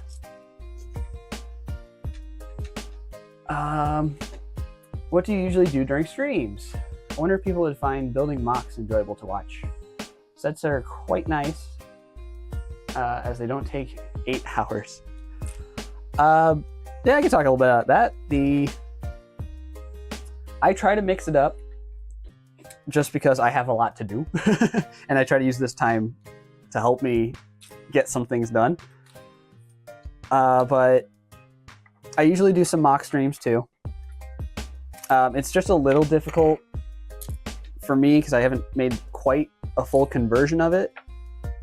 But I like my mocks to be a surprise when I like take them to a convention or post them online, is that you didn't know I was working on that for the last like 8 months. So it's been hard to try to integrate that into this where it's given away right away. Like I have 2.5 very large mocks I'm working on right now, but no one knows what they are. No one. That's the fun part. And so I'm not going to build those on stream, but I've done some little builds. My plan just earlier this year was to start doing the Exoforce mechs on stream. But with me needing to pull back, that's unfortunately not going to happen just yet. So a lot of the mocks I've done so far have either been just quick little silly ones that felt seasonal, such as we did some contests that happened in like October, November. I did a Year of the Horse build a couple weeks ago. I'm waiting to post that everywhere else when it's a little closer to the actual year change for Chinese New Year. And then I'll also mix it up. Like I said, I want to be productive when I can. I will do studio streams.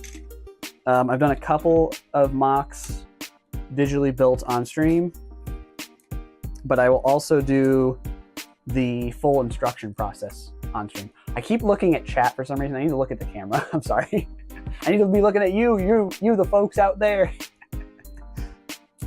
Today's been the problem. Like, well, I guess you've been pretty nice and chatty. Here, I do have a solution to help that a little bit. Let me move the Instagram chat closer since you're being nice and chatty today, and the Twitch one can go further away from my gaze. It's always funny to see something new at. Sorry. It's always fun to see something new in Expo and be like, "Yep, that's his mock for sure." Some people have a style that's quite recognizable. I appreciate you saying I have a style. I've always felt like mine's been quite a mess, but I'm glad to see that some folks can say like I have a style to a degree. The mechs definitely so. I've noticed, yeah, I have my style of mechs compared to everyone else. But when it comes to like my space builds and stuff, it feels like it's there is no style. There is no grace. But I appreciate it. Thank you. Yeah, but it's also that wow factor. That like you recognize that it's my build, but you also didn't see it coming. I try to keep people on their toes.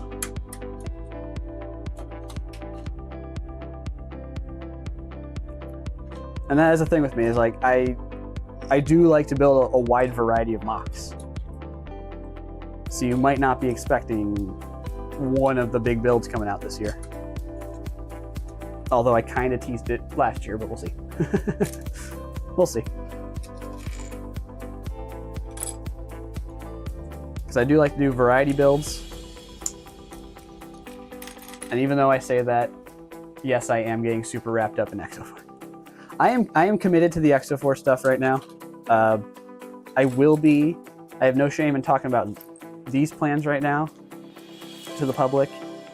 I am committed to Exoforce for at least the next 5 years.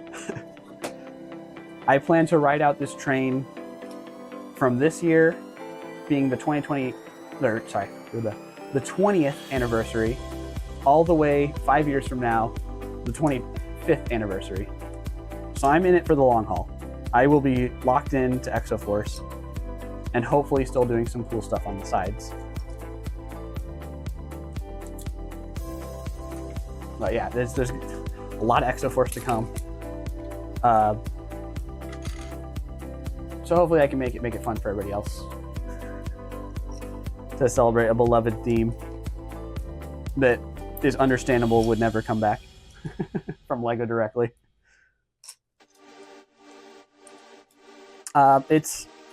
It's actually made me very happy to work on Exoforce again. I just picked up making mocks for them, like I said, at the end of 2024. And it's a nice pace breaker, because I've been on such a hard track of designing a build so that it can also be turned into instructions for Bricklink and Rebrickable. But with the Exoforce mechs, I don't feel that pressure. They become more freeform. I feel more open to use rare pieces, expensive pieces, and just not worry about making instructions for them. Because usually when I'm designing for making instructions, I have to focus on stability and ease of building for other builders. But since I know from the start I'm not doing that with Exoforce, well, from the start on the Exoforce mocks anyways, they're not sturdy. I know they're not sturdy. They're not meant to be like played around with, even though they're cool mechs. But I don't design them with stability in mind, so I'm able to do a lot more with that for displays and how they look and just having fun. And I'm able to build them faster. It's a nice breather compared to what a lot of the other mocks I do. And not as stressful as the big ones. Like I had my diner. The diner is very much freeform. I'll never do instructions for it. It's way too big. But at the same time, because it's way too big, I am constantly stressing on trying to keep it together, trying to move it, and just the whole build up to trying to afford making it.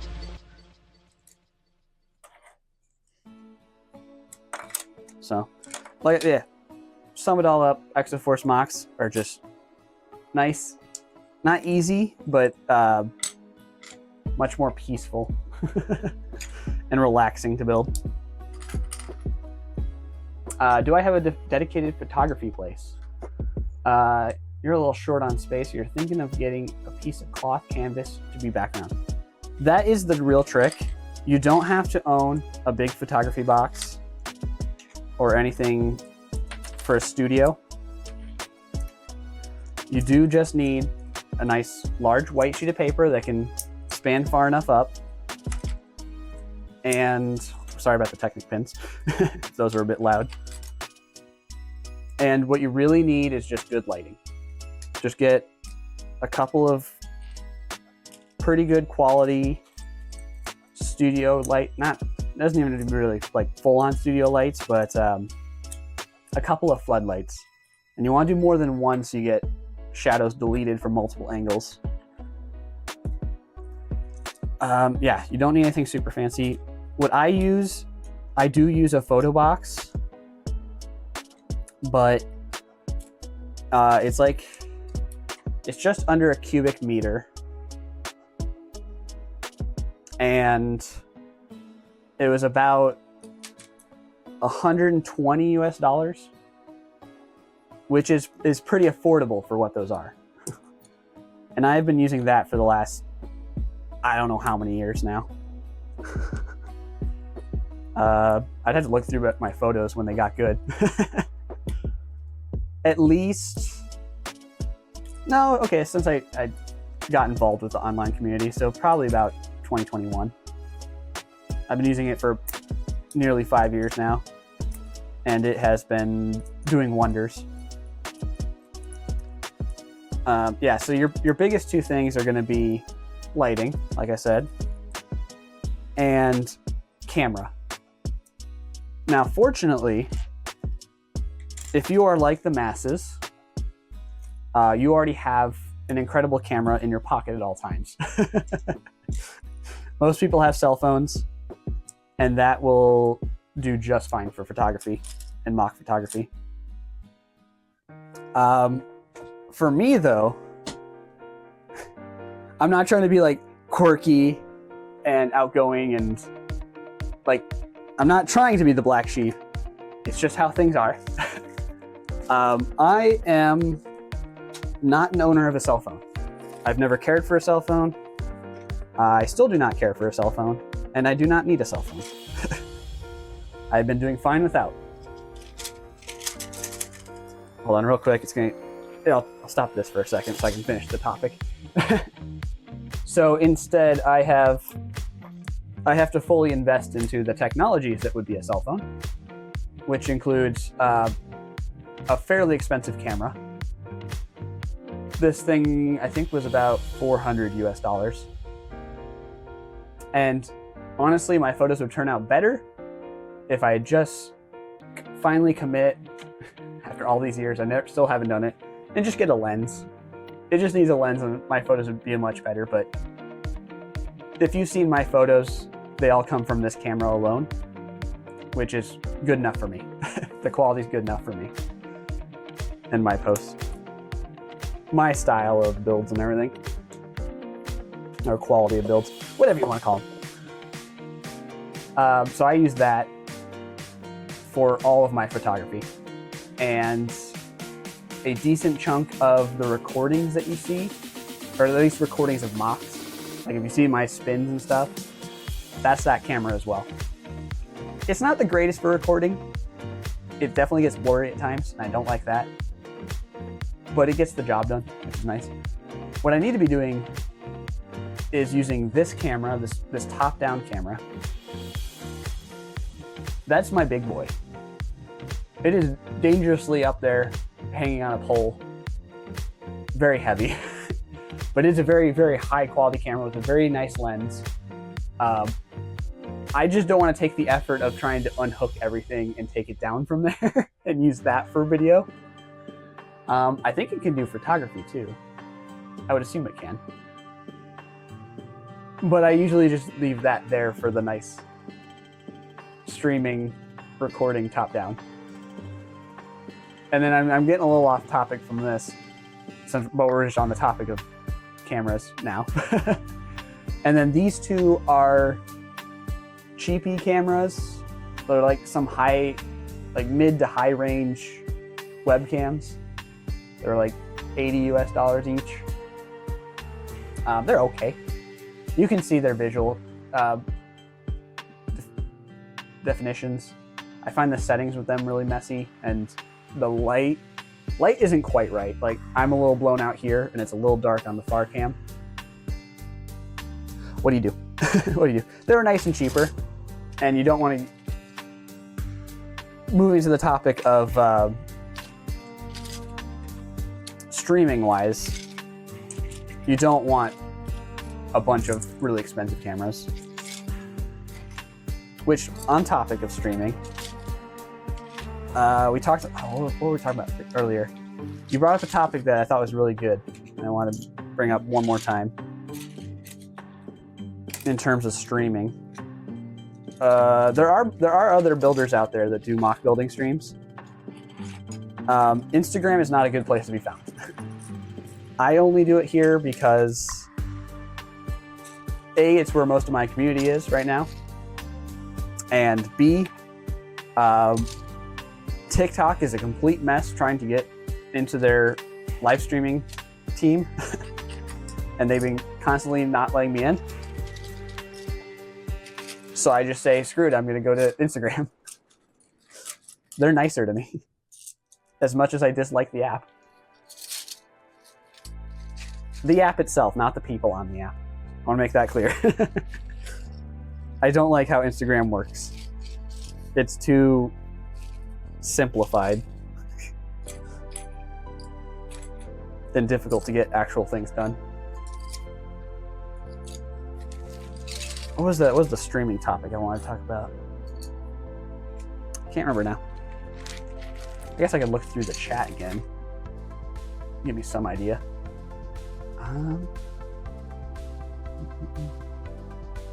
Also, I was planning for this to be a shorter stream, so I didn't bring my water. And now it's getting a little longer, and I'm like, oh, I'm getting a bit thirsty here. Been talking a lot now. Let's see.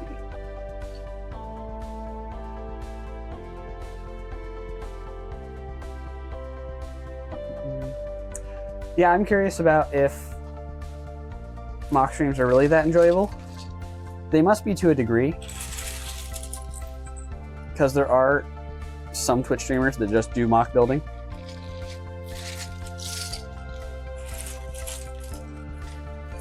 And if I was a little bit more consistent and had more time, that's probably what I would do.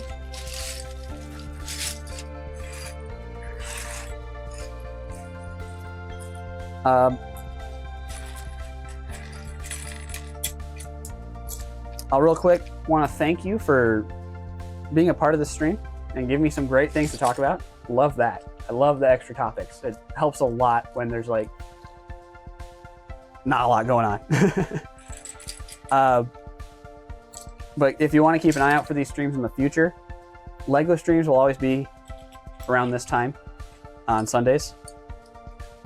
Or I guess it's really late Sunday for you, I know that.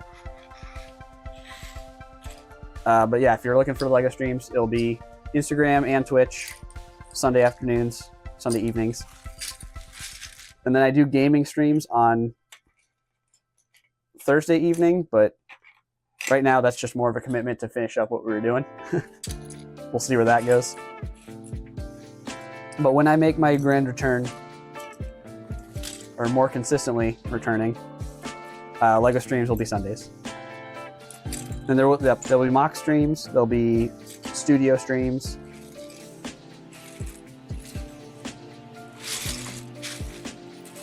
And then I need some set building streams. That did remind me what it was. I want to do set building streams because I have a large backlog, as many people do, but mine's like excessively large because I've been building mocks for years and don't build sets. So I have plenty of sets to build, and that would be a great thing to do on stream. But secondly,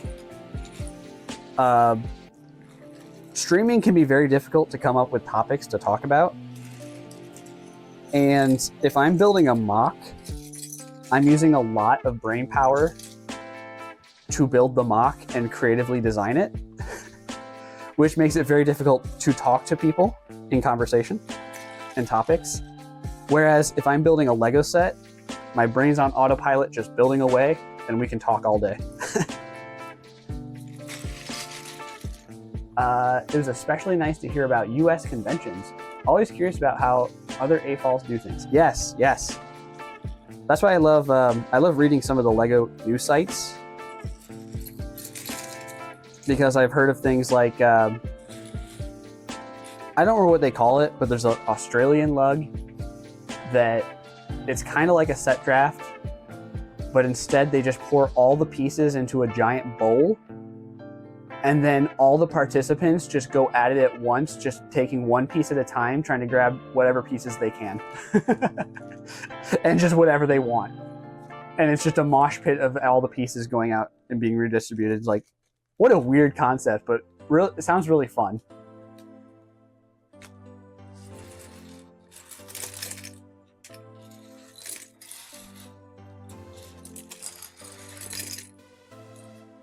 I'll actually Oh, hold on. Oh no! Another one hit the ground. I'll actually probably make a short video on it. But yesterday, I had a lug meeting. And we did a different kind of set draft that was a blind set draft. So we pooled our money together.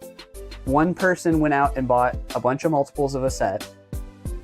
They sorted it out themselves and put them into pick-a-brick boxes so that you can't see what's inside. And so then he laid them all out on the table, and that's how we did the set draft, is you can't tell what you're picking. It's not the most satisfying compared to a set draft and being like, oh, I can pick that nice piece. But it is funny because it's just like constant wow factor of like, oh, that was a cool piece. Oh, that's a stinker. Oh, that's a nice one. Oh, that's a wow, what is that one? So it's a fun thing that we got to do of just not knowing what parts we were getting until the end. It really is the true sense of gambling that set drafts can be. Yeah, the bull idea sounds horrible, and you've done some set drafts. Good. So you know what I'm talking about, at least. I always get worried, like, how many people actually know what set drafts are? And which lug am I part of? I am part of Iowa Lug. IOWA. It's the name of our state. Our state only has the one lug. At least only one recognized lug. We used to have a second lug, but it was never a recognized one, and then it fell out.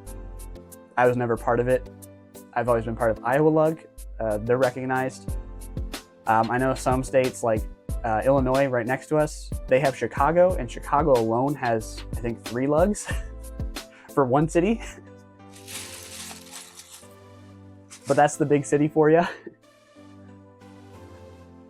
You probably have never heard of Iowa, because we are really just a middle of nowhere state in the United States. A lot of farming. And like all of our cities are huddled in the center of the state around the capital.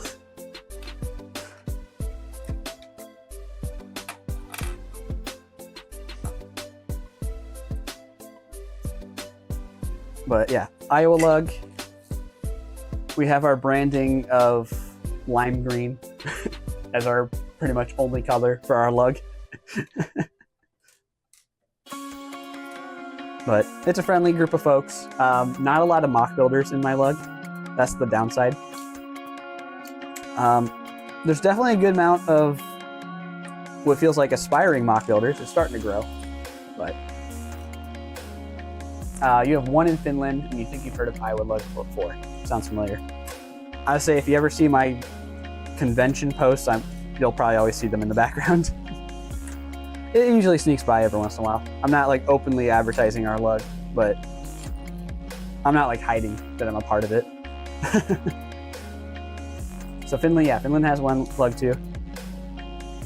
But that's the thing with European countries is, yeah, some of our states are about as large as some of the countries out there. But it's also population density. It's like I was saying, Iowa has like a dozen cities all grouped at the center, and then it's surrounded by just farmlands upon farmlands upon farmlands. And then there's a couple cities on the edges. So there's no reason to have another lug in between, in between any of those areas. You have a lot of set collectors as well. Yep, but a lot of them are aspiring builders as well. It's always nice to talk to them both. They're so different from one another. Yes, I agree. One of my favorite members of the lug, he is solely a set collector, but he is so much fun to be around, and he's such a good guy to get invested with. So, like, there's nothing wrong with it. It's just that little thing about being a mock builder. It's like, I do wish I had someone to talk to about build techniques and how things look. That is a thing.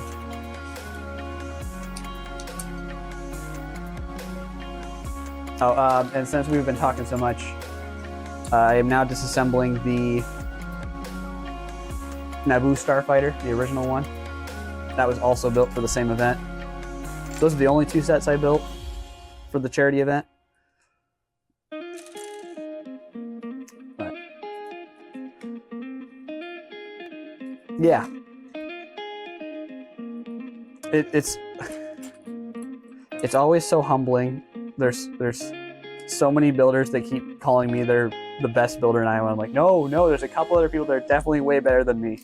You cannot call me the best builder in Iowa. I won't let you. I still have a lot to grow.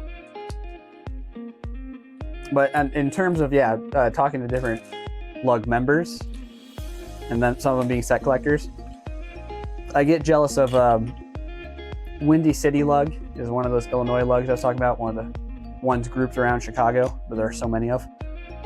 They're like mostly all mock builders, and I'm jealous of that.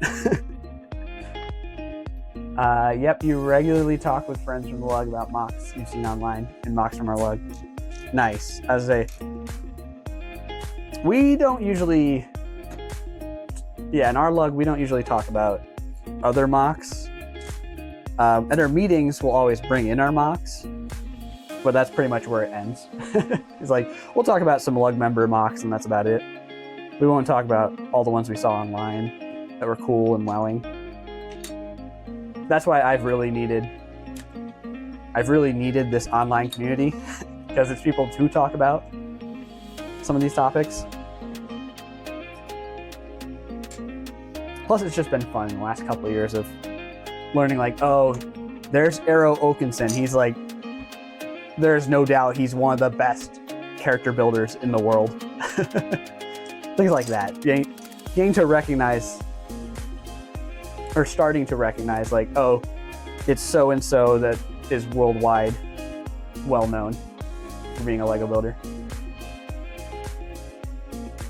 It's been nice to see what that community is like. And at times it's like, it feels like it's a small world kind of thing of like, you already know everyone in the Lego community, but every so often I'm seeing like this random builder out from nowhere. I'm like, I've never seen their stuff before, but they have such amazing things. Where did they come from? They've been here the whole time. How did I not know? Things like that. They're just like, there's still some popping up for me. I'm like, oh, wow.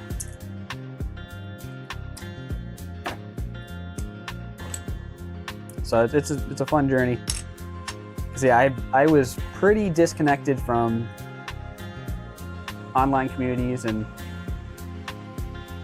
just online interactions in general up until a little after the pandemic time. That kind of helped me get a whole refresh on stuff and get involved with Lego more. It would be so nice to meet more often with all the lug members, but distances make it difficult. Thankfully, we have smaller local meetings quite often. Oh, that's good. For ours, we do it monthly. We do monthly meetings, and I'd say majority of them are pretty good for that kind of stuff, but there's a couple that end up as stinkers and just nothing really happened. And that's all we have is we have monthly meetings, and then all of our conventions are really far out. We don't have any local ones. It's not terrible. The closest one is about 3 hours out, which isn't awful, but it would be nice if there was like one you could drive like 10-15 minutes to go to.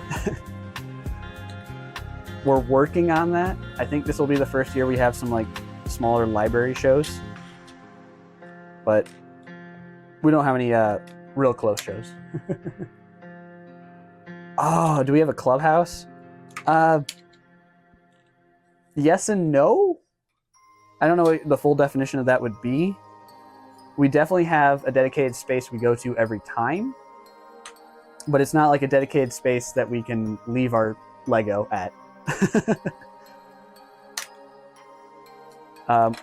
Luckily, one of the, I guess he's considered a leadership member. He's just kind of always been really good at guiding the lug. We just use his workplace. and it's a concrete facility. We get to use the offices for our lug space, and because it's a regular business, it only works Monday through Friday, so Saturday's always open for our meetings. That's where we conduct ours. So the office meeting rooms of a concrete facility. Concrete producing facility. So it's really nice. It's really nice. And then you have 2 to 3 shows in the city you live. And it's really convenient. Otherwise, it's a 3 to 4 hour drive at the very least. Okay. I would presume those are like the really small, like library shows, though. Apologies, the only really big one I know is, it was Sarah Beck, everyone knows. And then there's one in Germany I don't know the name of, but I have heard of. That's pretty big. Is it the one that's on the mountain? Which is crazy. Moving all the mocks up a ski lift.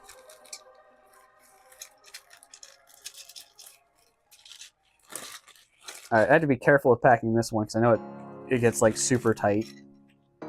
Super duper tight.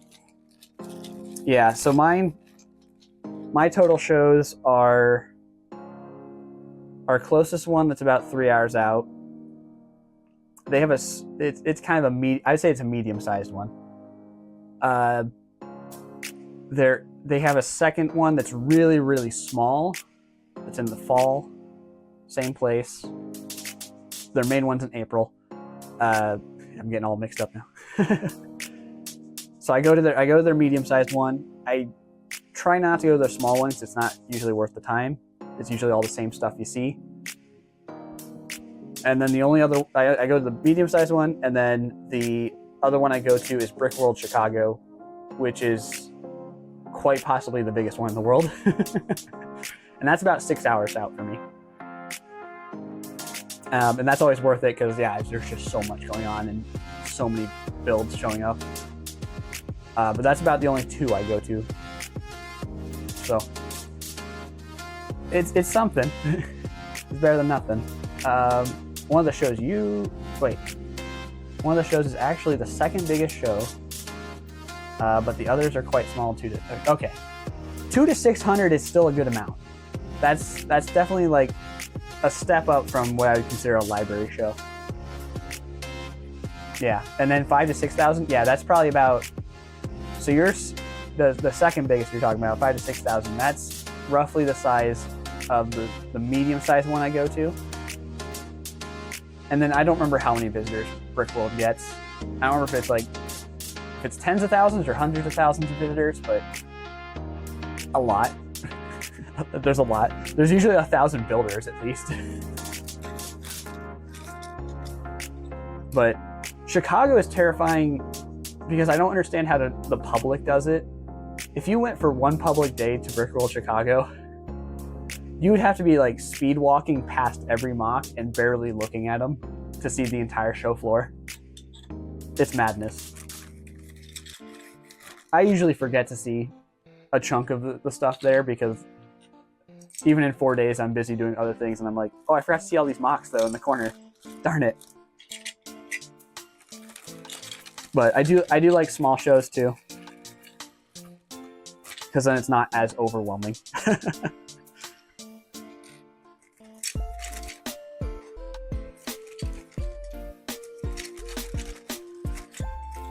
Yeah, it's insane to see the conventions from America and Germany. The tours take 3 to 6 hours long, and that's if you're just like recording the build as you walk by. Not. I like the smaller ones because I want to have the time to go up to a build and look at all the fine details. I have the mindset of the mock builder, so I want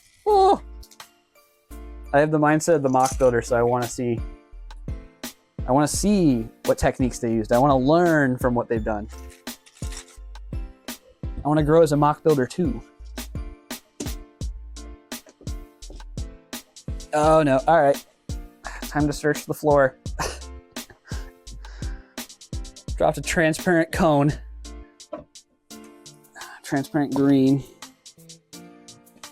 And I didn't quite see where it rolled off to. Ah, nice and quick to find. Your shows have about 100 to 200 builders, and touring takes about an hour or two to see the fine details. That's not too bad. That's not too bad. That's a very comfortable one. Yes. That's the kind I would like to go to. And I would like to make it to some out-of-country shows at some point. It's just not in the cards right now. Time, work, the amount of money it would take to travel across seas. Just not in the cards. But I do want to make it to... I'll say Sarabek. I mean, Sarabek is the one. I need to make it to Sarabek. Everyone needs to make the pilgrimage to Sarabek at some point in their life. But if I ever get the opportunity, I'd love to try out... I don't remember is it Brickfest? The one in Japan. I'd love to try out the one in Japan at some point because it's such a different community. But their mocks are still like, they're all next level. And if I ever get the chance, I'd love to visit the folks in New Zealand because for such a small country, there are a lot of mock builders from New Zealand. And I know a good chunk of them now from this online community. So I'd like to visit New Zealand. Sorry, not so much Australia. It'd be really nice to visit Sarabek at some point. We've had invites to Lithuania and Estonia, so it'd be nice to visit them as well. I think I've only been invited to one other show outside of my normal wheelhouse, and it was still a US show. But the problem is, the one I was invited to is a 14-hour drive. I'm not gonna take a plane because I want to bring some mocks. But a 14-hour drive is like, I'll do it once, but I don't know when, because I've done long drives before, and that might be too much.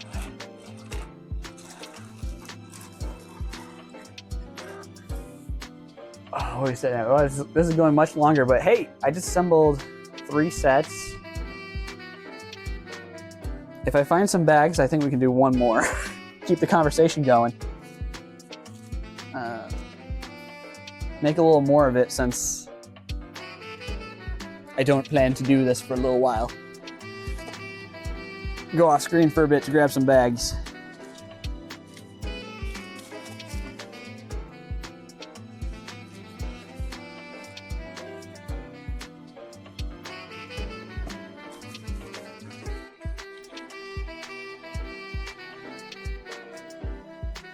And grab the set that I need to assemble.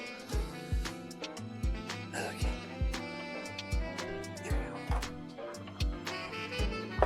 we go. This was a filler stream not too long ago, making the Droid Maker set. I just bought it at a convention at a whim, and I don't usually buy stuff at conventions. But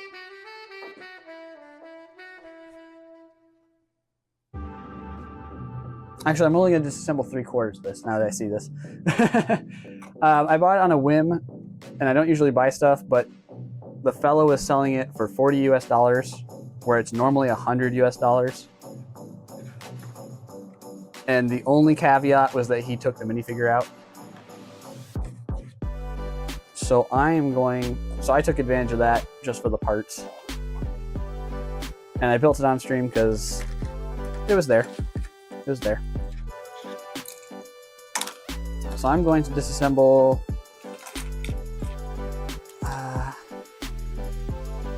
Probably everything except for R2. Because I forgot to take R2 with the saxophone to one of my lug meetings. So I'll take that next month. But we can destroy the rest of the droids. Yeah, 14 hours is too much for the fins. I know some people that drive 600 kilometers yearly to visit a show in the capital. Oh. Yeah, that's too much driving for me. I really just don't like driving. I make the one exception to make the drives to LEGO shows. But on average, I am not a fan of driving. I can do it. I'm a safe driver. Don't worry. Not a fan of it. I think it's just the whole car industry in general. Not a big fan of it. But it's necessary. Guess that's where we're going. So normally I would disassemble this and just immediately start sorting it, putting it into the collection behind me. However, even though I've built this, I have been letting my father build some extra sets I have. And so I'd like to repurpose this and let him build this one too. Interestingly enough, he's not interested in collecting LEGO, but he finds it very enjoyable to build the sets. So he's always open for building a set and then tearing it apart afterwards to give it back for parts. So that's what I'm going to do with this. I'm going to let him build it before I fully sort it out. It's nice to find a LEGO builder that doesn't actually want to keep a large collection. Crazy. But keeps costs down, and he has to pay nothing for the sets. Cost and space down. Nothing to pay for the sets because I pay for them, and then he gets to build them for free and have fun with them.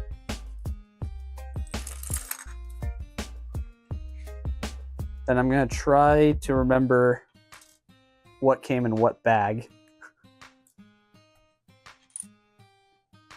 so he's not having too many issues when putting it back together.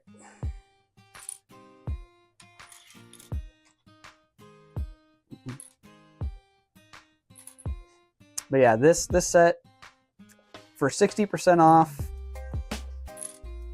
kind of worth the pieces. Not super great. Like, obviously a set like this is great for anyone that doesn't have much for mock building yet, but as someone that has a lot of the basic stuff, even like slopes and curves, there's not a crazy amount of interesting parts in this.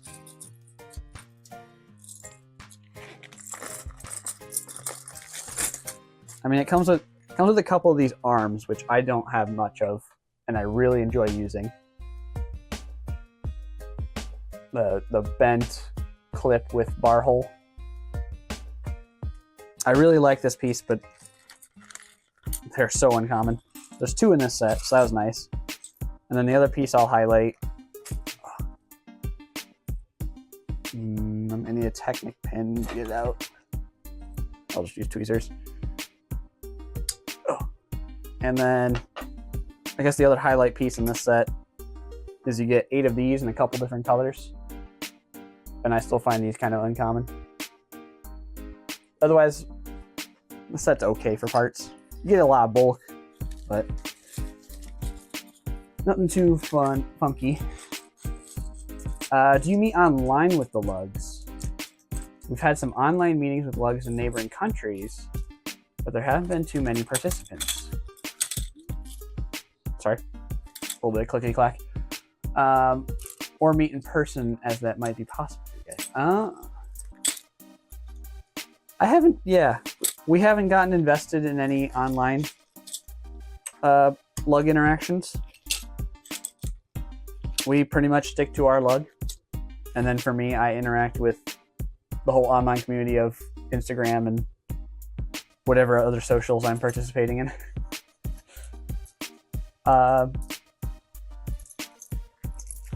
It would be nice. It would be nice.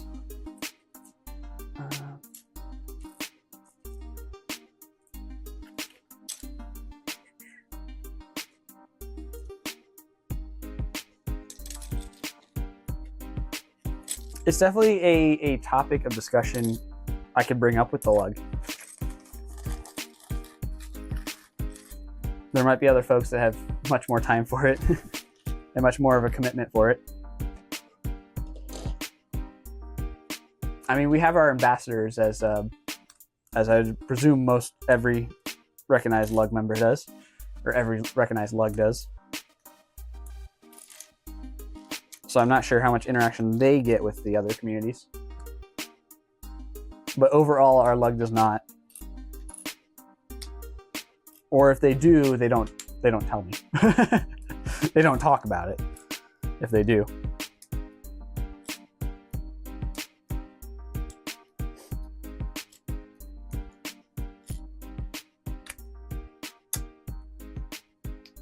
Yeah, that does remind me of the ongoing problem with the online LEGO community is that we are all kind of scattered. Like, we have our community on Instagram, but then that's separated from a community that might be on TikTok or a community that might still be on Flickr. It's like we're all kind of disjointed and spread throughout the internet instead of there being like one dedicated group and social for all LEGO people, all LEGO builders to be a part of. But then you run into problems like now you have the variety of, say, the influencers. And the influencers want to get audiences that are not LEGO oriented, just people they can hook on. So it's messy, but definitely interesting to have the opportunities to talk with other lugs. You can definitely set up an online meeting if Iowa Lug would like to. It'd be fun to see some people who are interested in it though, and time difference might make it impossible. Yes, our meetings go from, they're on Saturdays. It would be a half hour ago, roughly, that o'clock for you. And then it goes for about 2 hours. To try to put that in perspective as best I can. We would normally start about 40 minutes ago, that hour. So yeah, time zone differences is definitely the big hitter. Because I know I'm hitting you like late at night right now. But that being said, it's not impossible. Because I can bring it up to them and give them the understanding that we should try to do a morning meeting. Yes. It's almost midnight for you. Oy. Yeah, so if I could convince them to do like a morning meeting, say about 5 hours earlier, that would be your like 7 o'clock, and it'd be our morning, or like mid-morning, our 10 o'clock. It's possible. It's definitely possible.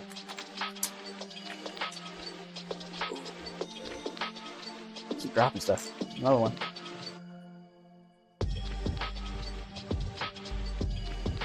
See, ooh, that is a great point. I will make note of that right after the stream is up, so I don't forget it, and try to bring that up to the lug themselves, because I'm sure there'd be plenty of people that have interest.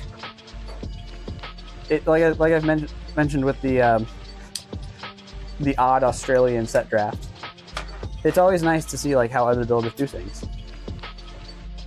And it might give you some ideas. So it's like, no harm can come from it.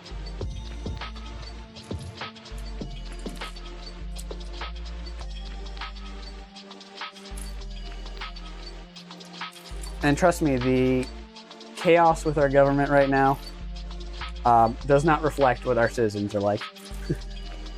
Our Lego builders are still as nice as can be. Very mad about what the government's doing, but still very nice people. That's what I'm worried about, is that like, I will dive on this just briefly, after saying earlier I wouldn't. Our government is bringing our whole country to shame right now. And it saddens me. There's really not much we can do about it until it's over and we can try to get things back to normal. But I hope I can convey the message to the rest of the world that the majority of us are not partaking in that. We are trying to uphold good citizenry and continue with our lives instead of causing more chaos. Later in the evening would be good time for parents, so the time could work really well. Yeah, so I think it is very possible. It would just have to be me convincing people to get up in the morning on a Saturday. I know people like to have their lazy days, but I think for an opportunity every once in a while could make for something very fun.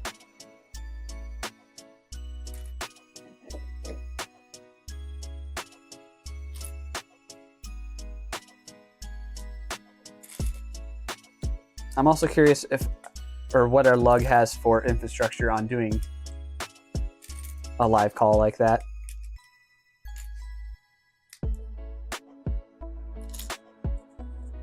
Because like I would be fine if I stayed here, but I would assume that our lug would meet up first and then we would do a group call.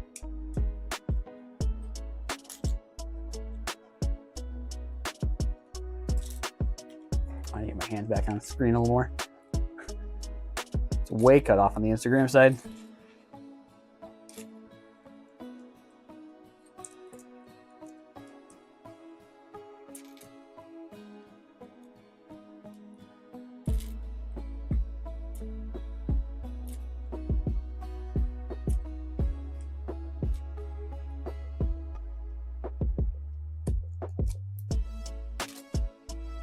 I say we'll have plenty of time to discuss that at our next meeting, because primarily the only plan we had for our next meeting was a big garage sale. They like to do that every spring so people can clean out their stuff.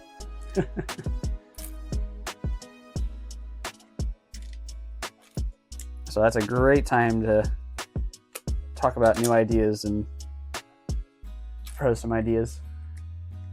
Or propose some new outlooks. You've used Google Meetings before for online meetings. I don't remember if I've used them. I use Discord a lot as my like solely online thing, or for online communications. A lot of people were using. I remember the one that everyone was using, Pandemic Times. I had to get that because people would mandate it. And then Skype's no longer a thing. I think I've used Google Meetings once or twice for business, but I don't remember.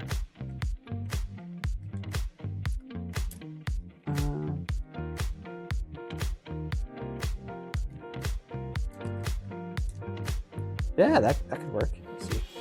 I'll ask our members if they would have interest in a late night Saturday meeting, and shoot an email to you guys at iWillLug.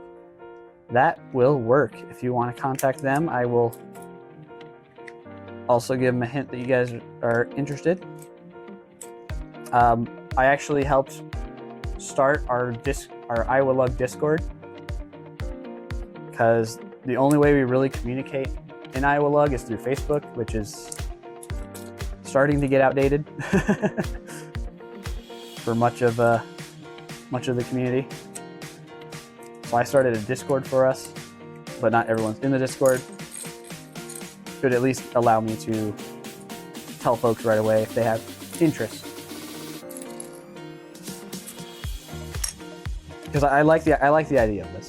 I do like the idea of this. See what we can do with that.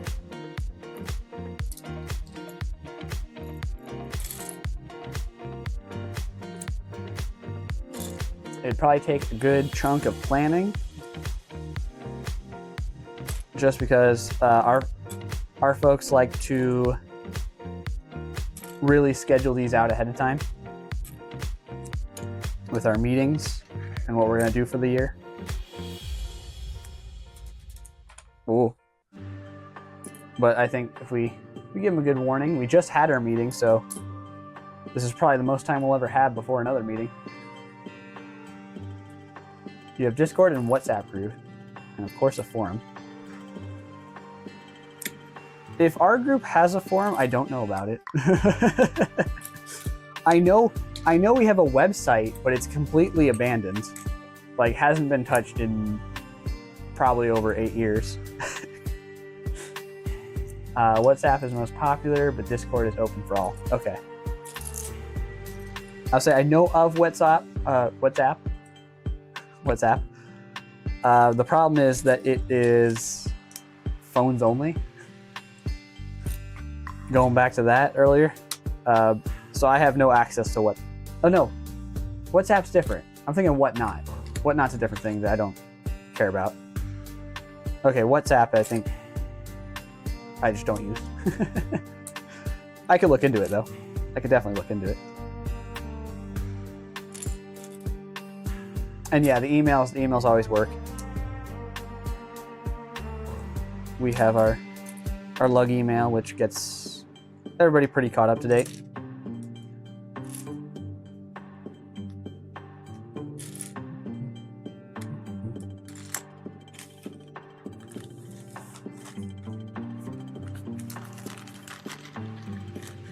All right, droid number 2 done. Well, number 2. I didn't really do the number 1.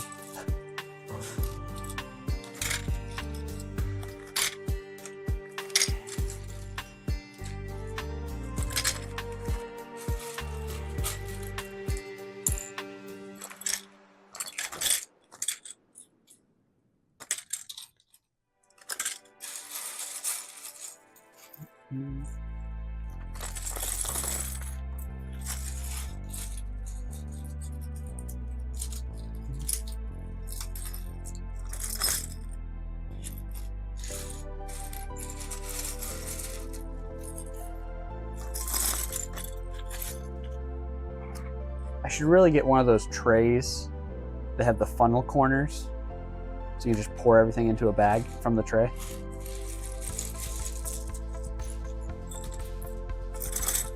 Oh well. I have done this to myself, as always.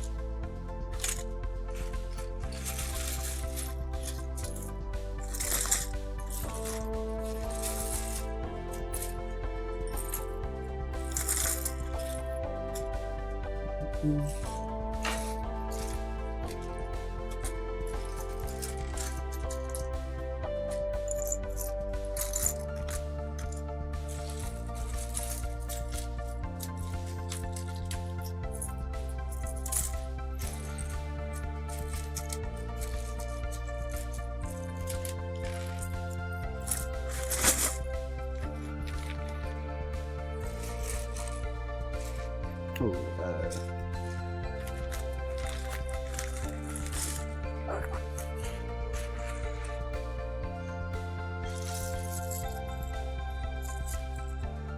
that kind of funnel would be super nice. Yes.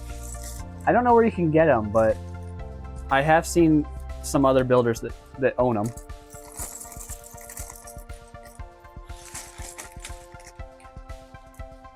It really is just a a large tray, and then one corner has, just a kind of pointed end that tapers outwards, so that way you can just dump it right into a bag. I'm sure they're on Amazon. I don't think they're expensive from what it sounded like. I just never really invested time to look into it.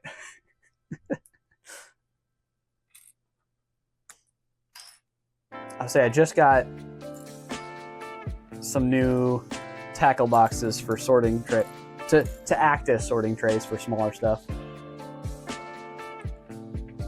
So when a pick-a-brick order comes in, I can just sort it that way. Everything gets its own little pocket.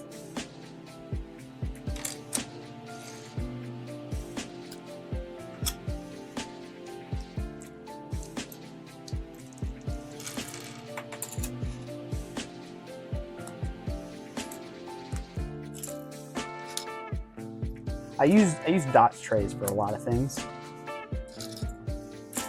I find them very, very handy, and I like it's like a fun form factor coming directly from Lego. I wish they were a little easier to find right now since they discontinued it. Chicago usually does a set draft. Their largest one is usually a set of about $120 US as their largest. However, there's some private groups that have done. Oh, Twitch side went down. I hope Instagram side is still just fine. Mayday. Mayday. I'll give it a moment in case it's cutting me off right now.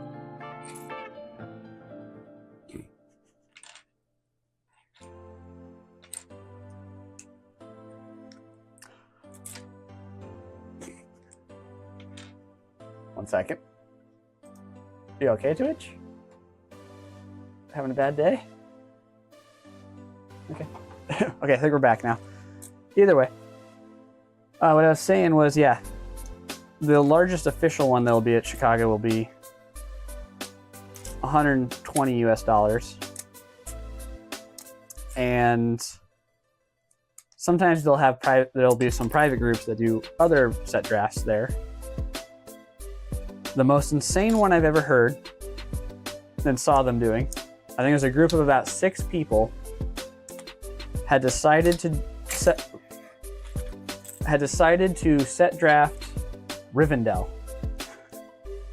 They started it on the private days on I think it was the Thursday, and they were still set drafting it up until that Sunday, the ending day. That is I don't know if I'll ever hear anyone doing a bigger set draft than that. Trying to do Rivendell. Insta was lagging. Okay.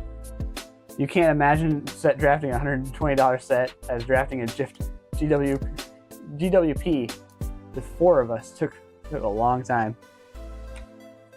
I don't think I've ever partaken in one of the really, really big ones. I've done some of the like medium-sized botanicals, and those take a long time. Yes, yeah, definitely crazy for them to have done Rivendell, but the parts were probably definitely worth it.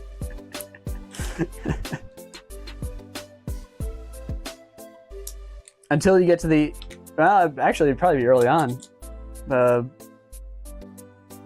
the large sums of just 1x1 tiles that were for the roof. That had to have been madness. I'm trying to think of the biggest set draft I've done. I think I usually stay to my upper limit of like $60 set drafts. Set drafting. Oh wait, I read that. I read that already.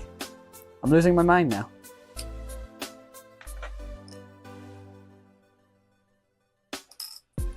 Ooh.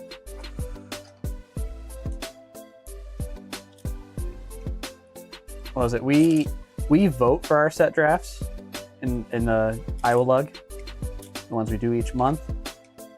And they've changed the rules where you can just put whatever you want in there. And because of how the voting tapers, nothing super big ever makes it through anyways. But there was a time I proposed the Tuxedo Cat, and I proposed it with like one set for every 2 people to cut the cost down in half. And there still weren't enough votes for it. And it was like, I would have been down for it. All the black and white. You did an alt model of Rivendell, and you did notice that it's really great parts pack. You can definitely see why they drafted it. You can make a lot with the parts. Plus, all the Lord of the Rings figs, accessories. If you're big on that, or medieval, there was some great exclusive stuff in that too, or of that. Like I know there are all those sword molds and axe molds, right? I never owned the set myself, but it does stand the test of time.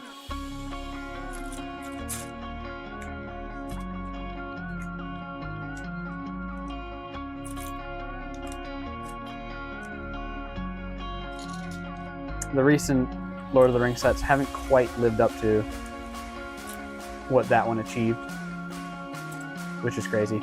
That might also just be the source material. Rivendell is just a very fanciful place compared to all black Mordor and green hills of Shire. Yes, yeah, there's aftermarket prices too. Spooky stuff sometimes. Although I do think Lord of the Rings fans are deserving more than just a very expensive set every year. One or 2 very expensive sets every year. It would be nice to see the full line back.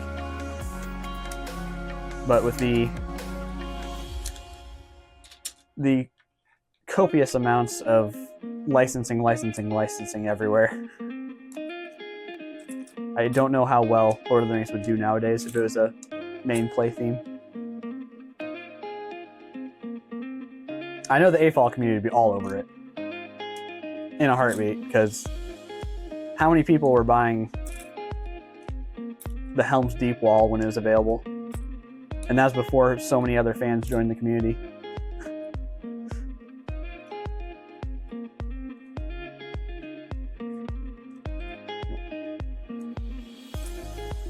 Ooh.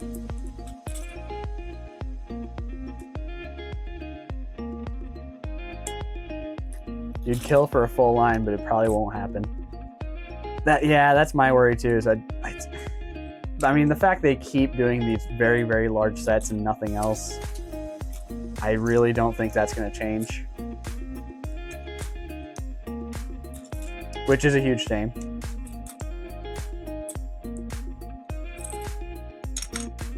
On the bright side, I do applaud them for giving us a little bit, and not just medieval, but classic Lego stuff in the form of the creator sets. We've seen some nice castle stuff. The monster, I could say monster fighters or just classic monsters in general is nice to see. Classic space is getting some love now and here and then. It's nice. Castle and Lord of the Rings are selling really well right now, especially with the CMFs. Yeah, the Dungeons and Dragons CMF is really great. Just so much extra variety for fantasy worlds. I'm a little annoyed of their game plan with things like the Wolfpack Knight. Like they're not in the dark. They knew what the popularity was of some of these characters before they made the themes. So it just kind of stunk that they left the collectible minifigure lines as even distributions when they could have heavily skewed it towards the Wolfpack Knight and then sold even more. Like, I feel like they need to see that, like, some of these minifigures are selling out more than others, so they need to redistribute them in some way or some form factor.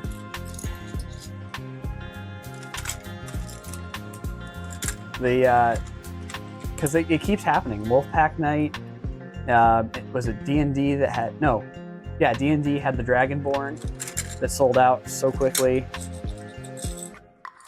I think we're safe with the latest release, just because it's so polarizing and half the community doesn't want the new figs.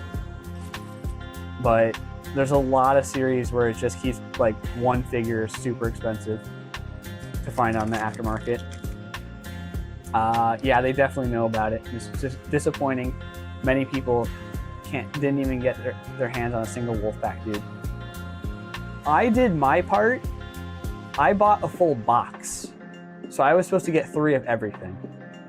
So the 3 Wolfpack guys that I got, I also paid for all the other figs. What made me a little salty, though, is it's supposed to be 3 figures of each per box. I only got 1 jetpack guy, and I got 5 of the longboarders, and the jetpack guy was the guy I wanted the most. I was so sad to spend all that just to not get an even distribution. I still need to find a couple offhand jetpack guys to make up for it.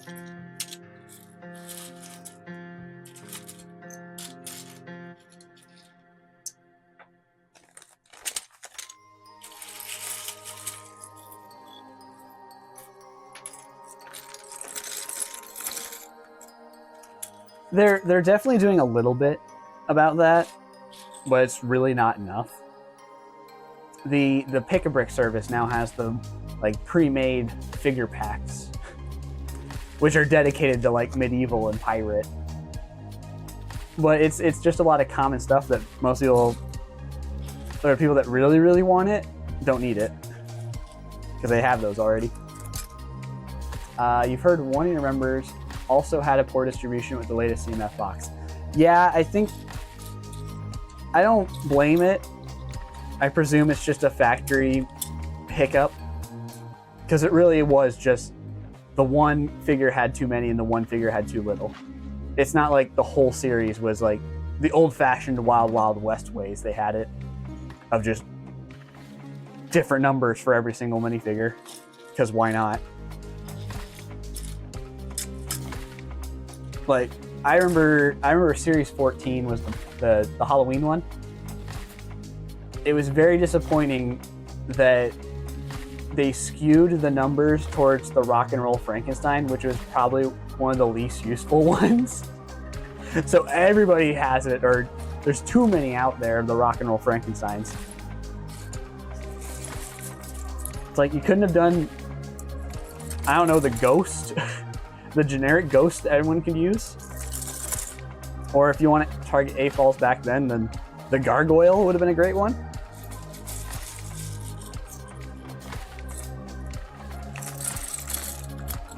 So I think they could go back to skewing it.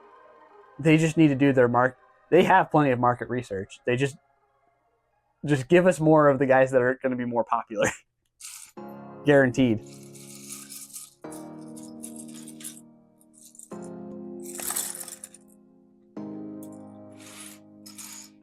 Yeah, and those scarcities are good in one way, that it shows that there's still popularity and drive for those themes.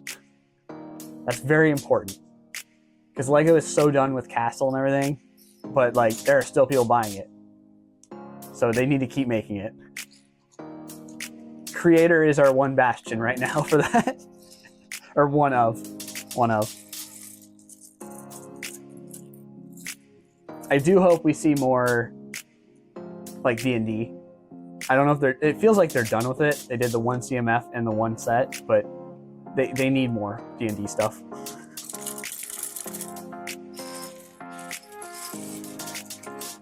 Just for generic high fantasy.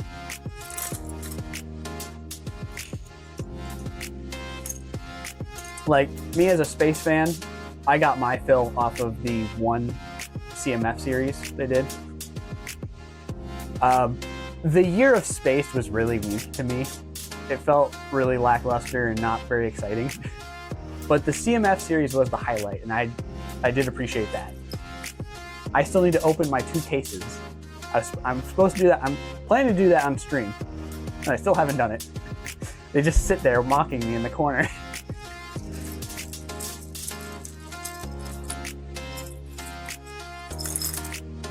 Yeah, there's so many space minifigs I haven't even bothered to start experimenting with, with their parts. Same goes with a handful of D&D figs. Yep, any generic fantasy castle would do. It really doesn't need to be D&D or Lord of the Rings in particular. I agree. The problem is, though, it always comes back to the licensing. The D&D and the Lord of the Rings would sell more, though. That's the problem. The licensing would sell for itself.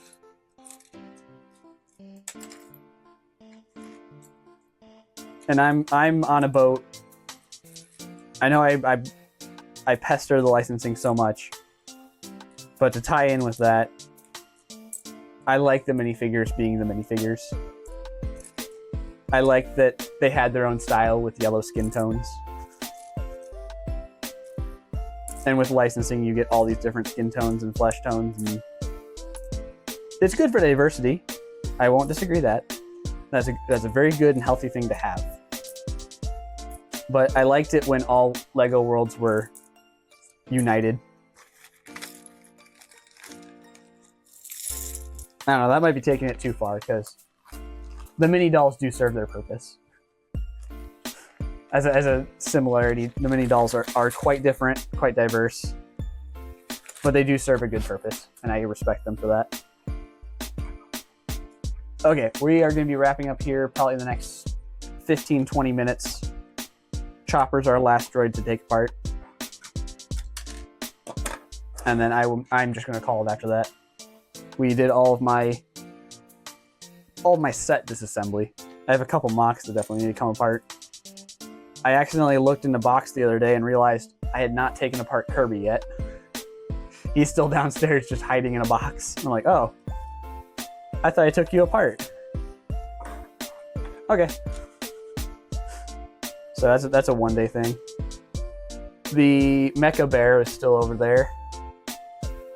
And Year of the Horse will need to be taken apart soon. So this is a nice chunk, at least, the sets.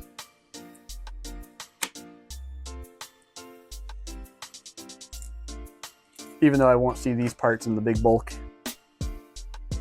just yet.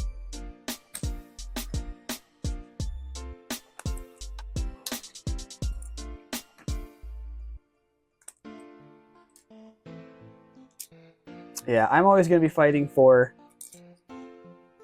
LEGO to do the in-house themes, the original stuff, the creative things. But the sales data is always going to fight back because licensing sells so well. And it makes me sad, but I can't do anything to stop it.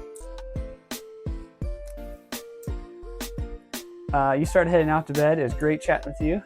Shoot you a message about Lug Bolt. Yeah, or Iowa Lug meeting next week. Yes. I didn't say anything else. Trust me, that's all I said. Yes, it was great chatting with you too. Thank you for stopping by. I will message them on the Discord and bring it up at our next meeting so we can try to get that on its roll. And I hopefully will see you around again sometime on the Instagrams or whatever else. Wherever else it might be. Happy building, and we'll catch you next time.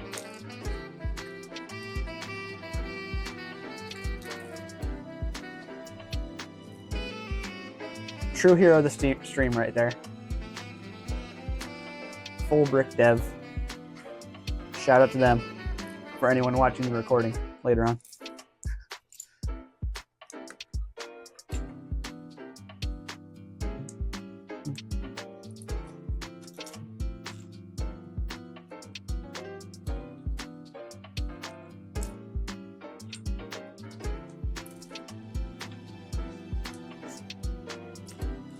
See, now I'm torn.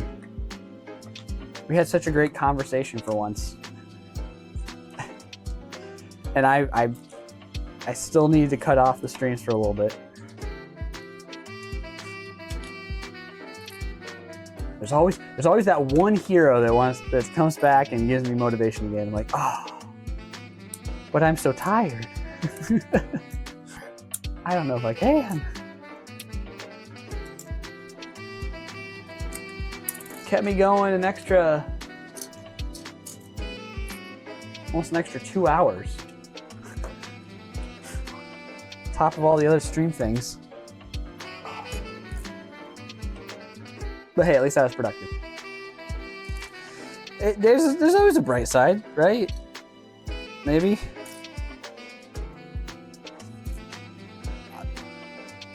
In terms of staying productive, I am trying my hardest to avoid the death scroll, even on PC.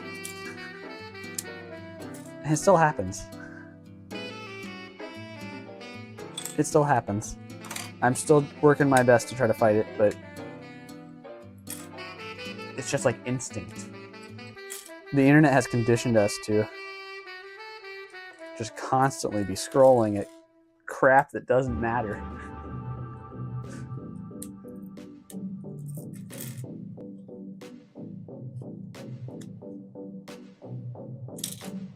I think before I go to, I'm going to dig through my pile of bags and see if we got anything for that Dino Jet.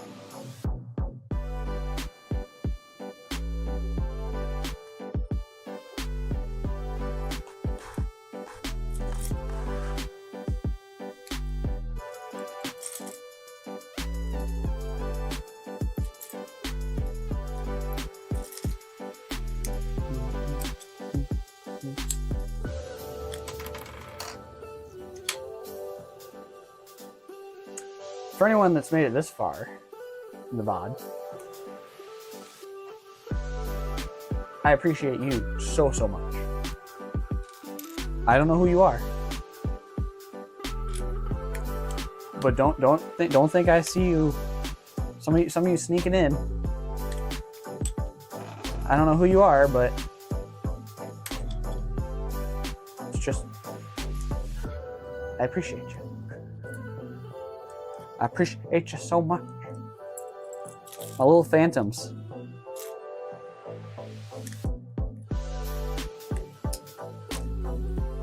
You know, that's what I'm going to call you guys from now on. Anyone watching YouTube and only YouTube, never showing up live, you're the phantoms.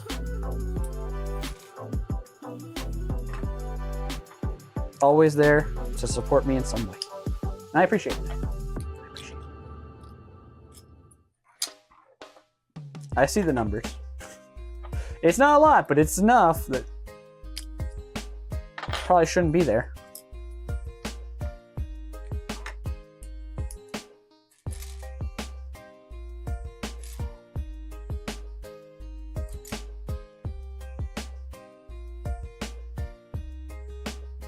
All right, I think I'm gonna leave the hats, finish up Chopper, start wrapping us up here.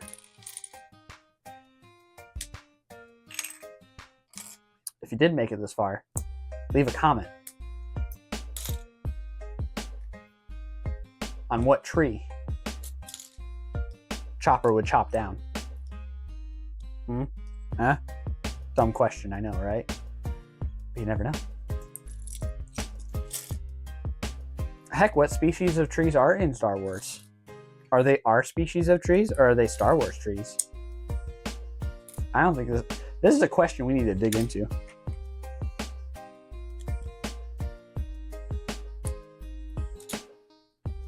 How many trees are in Star Wars? How many different species? You got your alien trees, but how many of them are just normal trees? And Chopper do be chopping. Don't give that droid an axe. Please don't. You know he has a high kill count. That's what he's known for.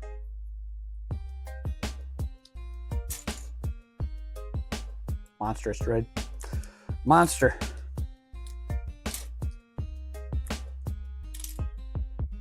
say I'm at the end of my rope here.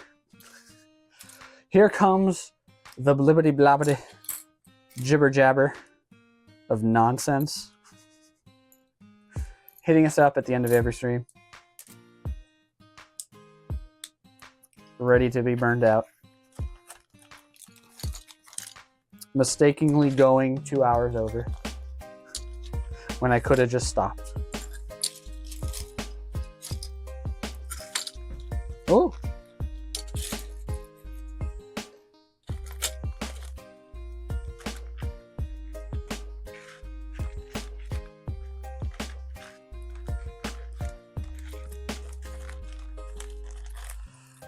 All right. Into the bag you go.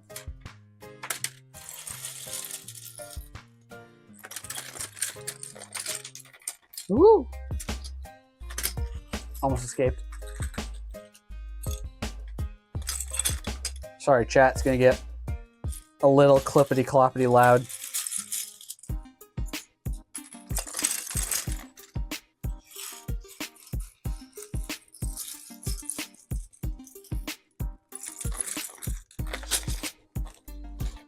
I don't have any hotkeys to quickly mute.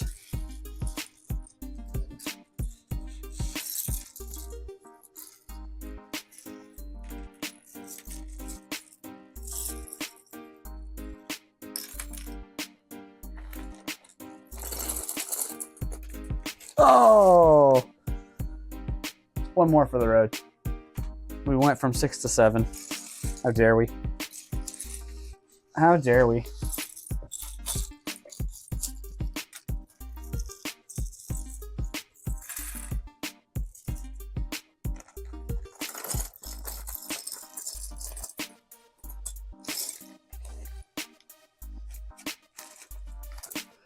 It's okay, because we were saved and it went to 8. Oh, that one slid between the cracks. I'm going to have to get out later. Whoop. Sorry, we jumped from 6 to 9 after all that. Oh boy. Chat, hold your horses. I'm going to find it.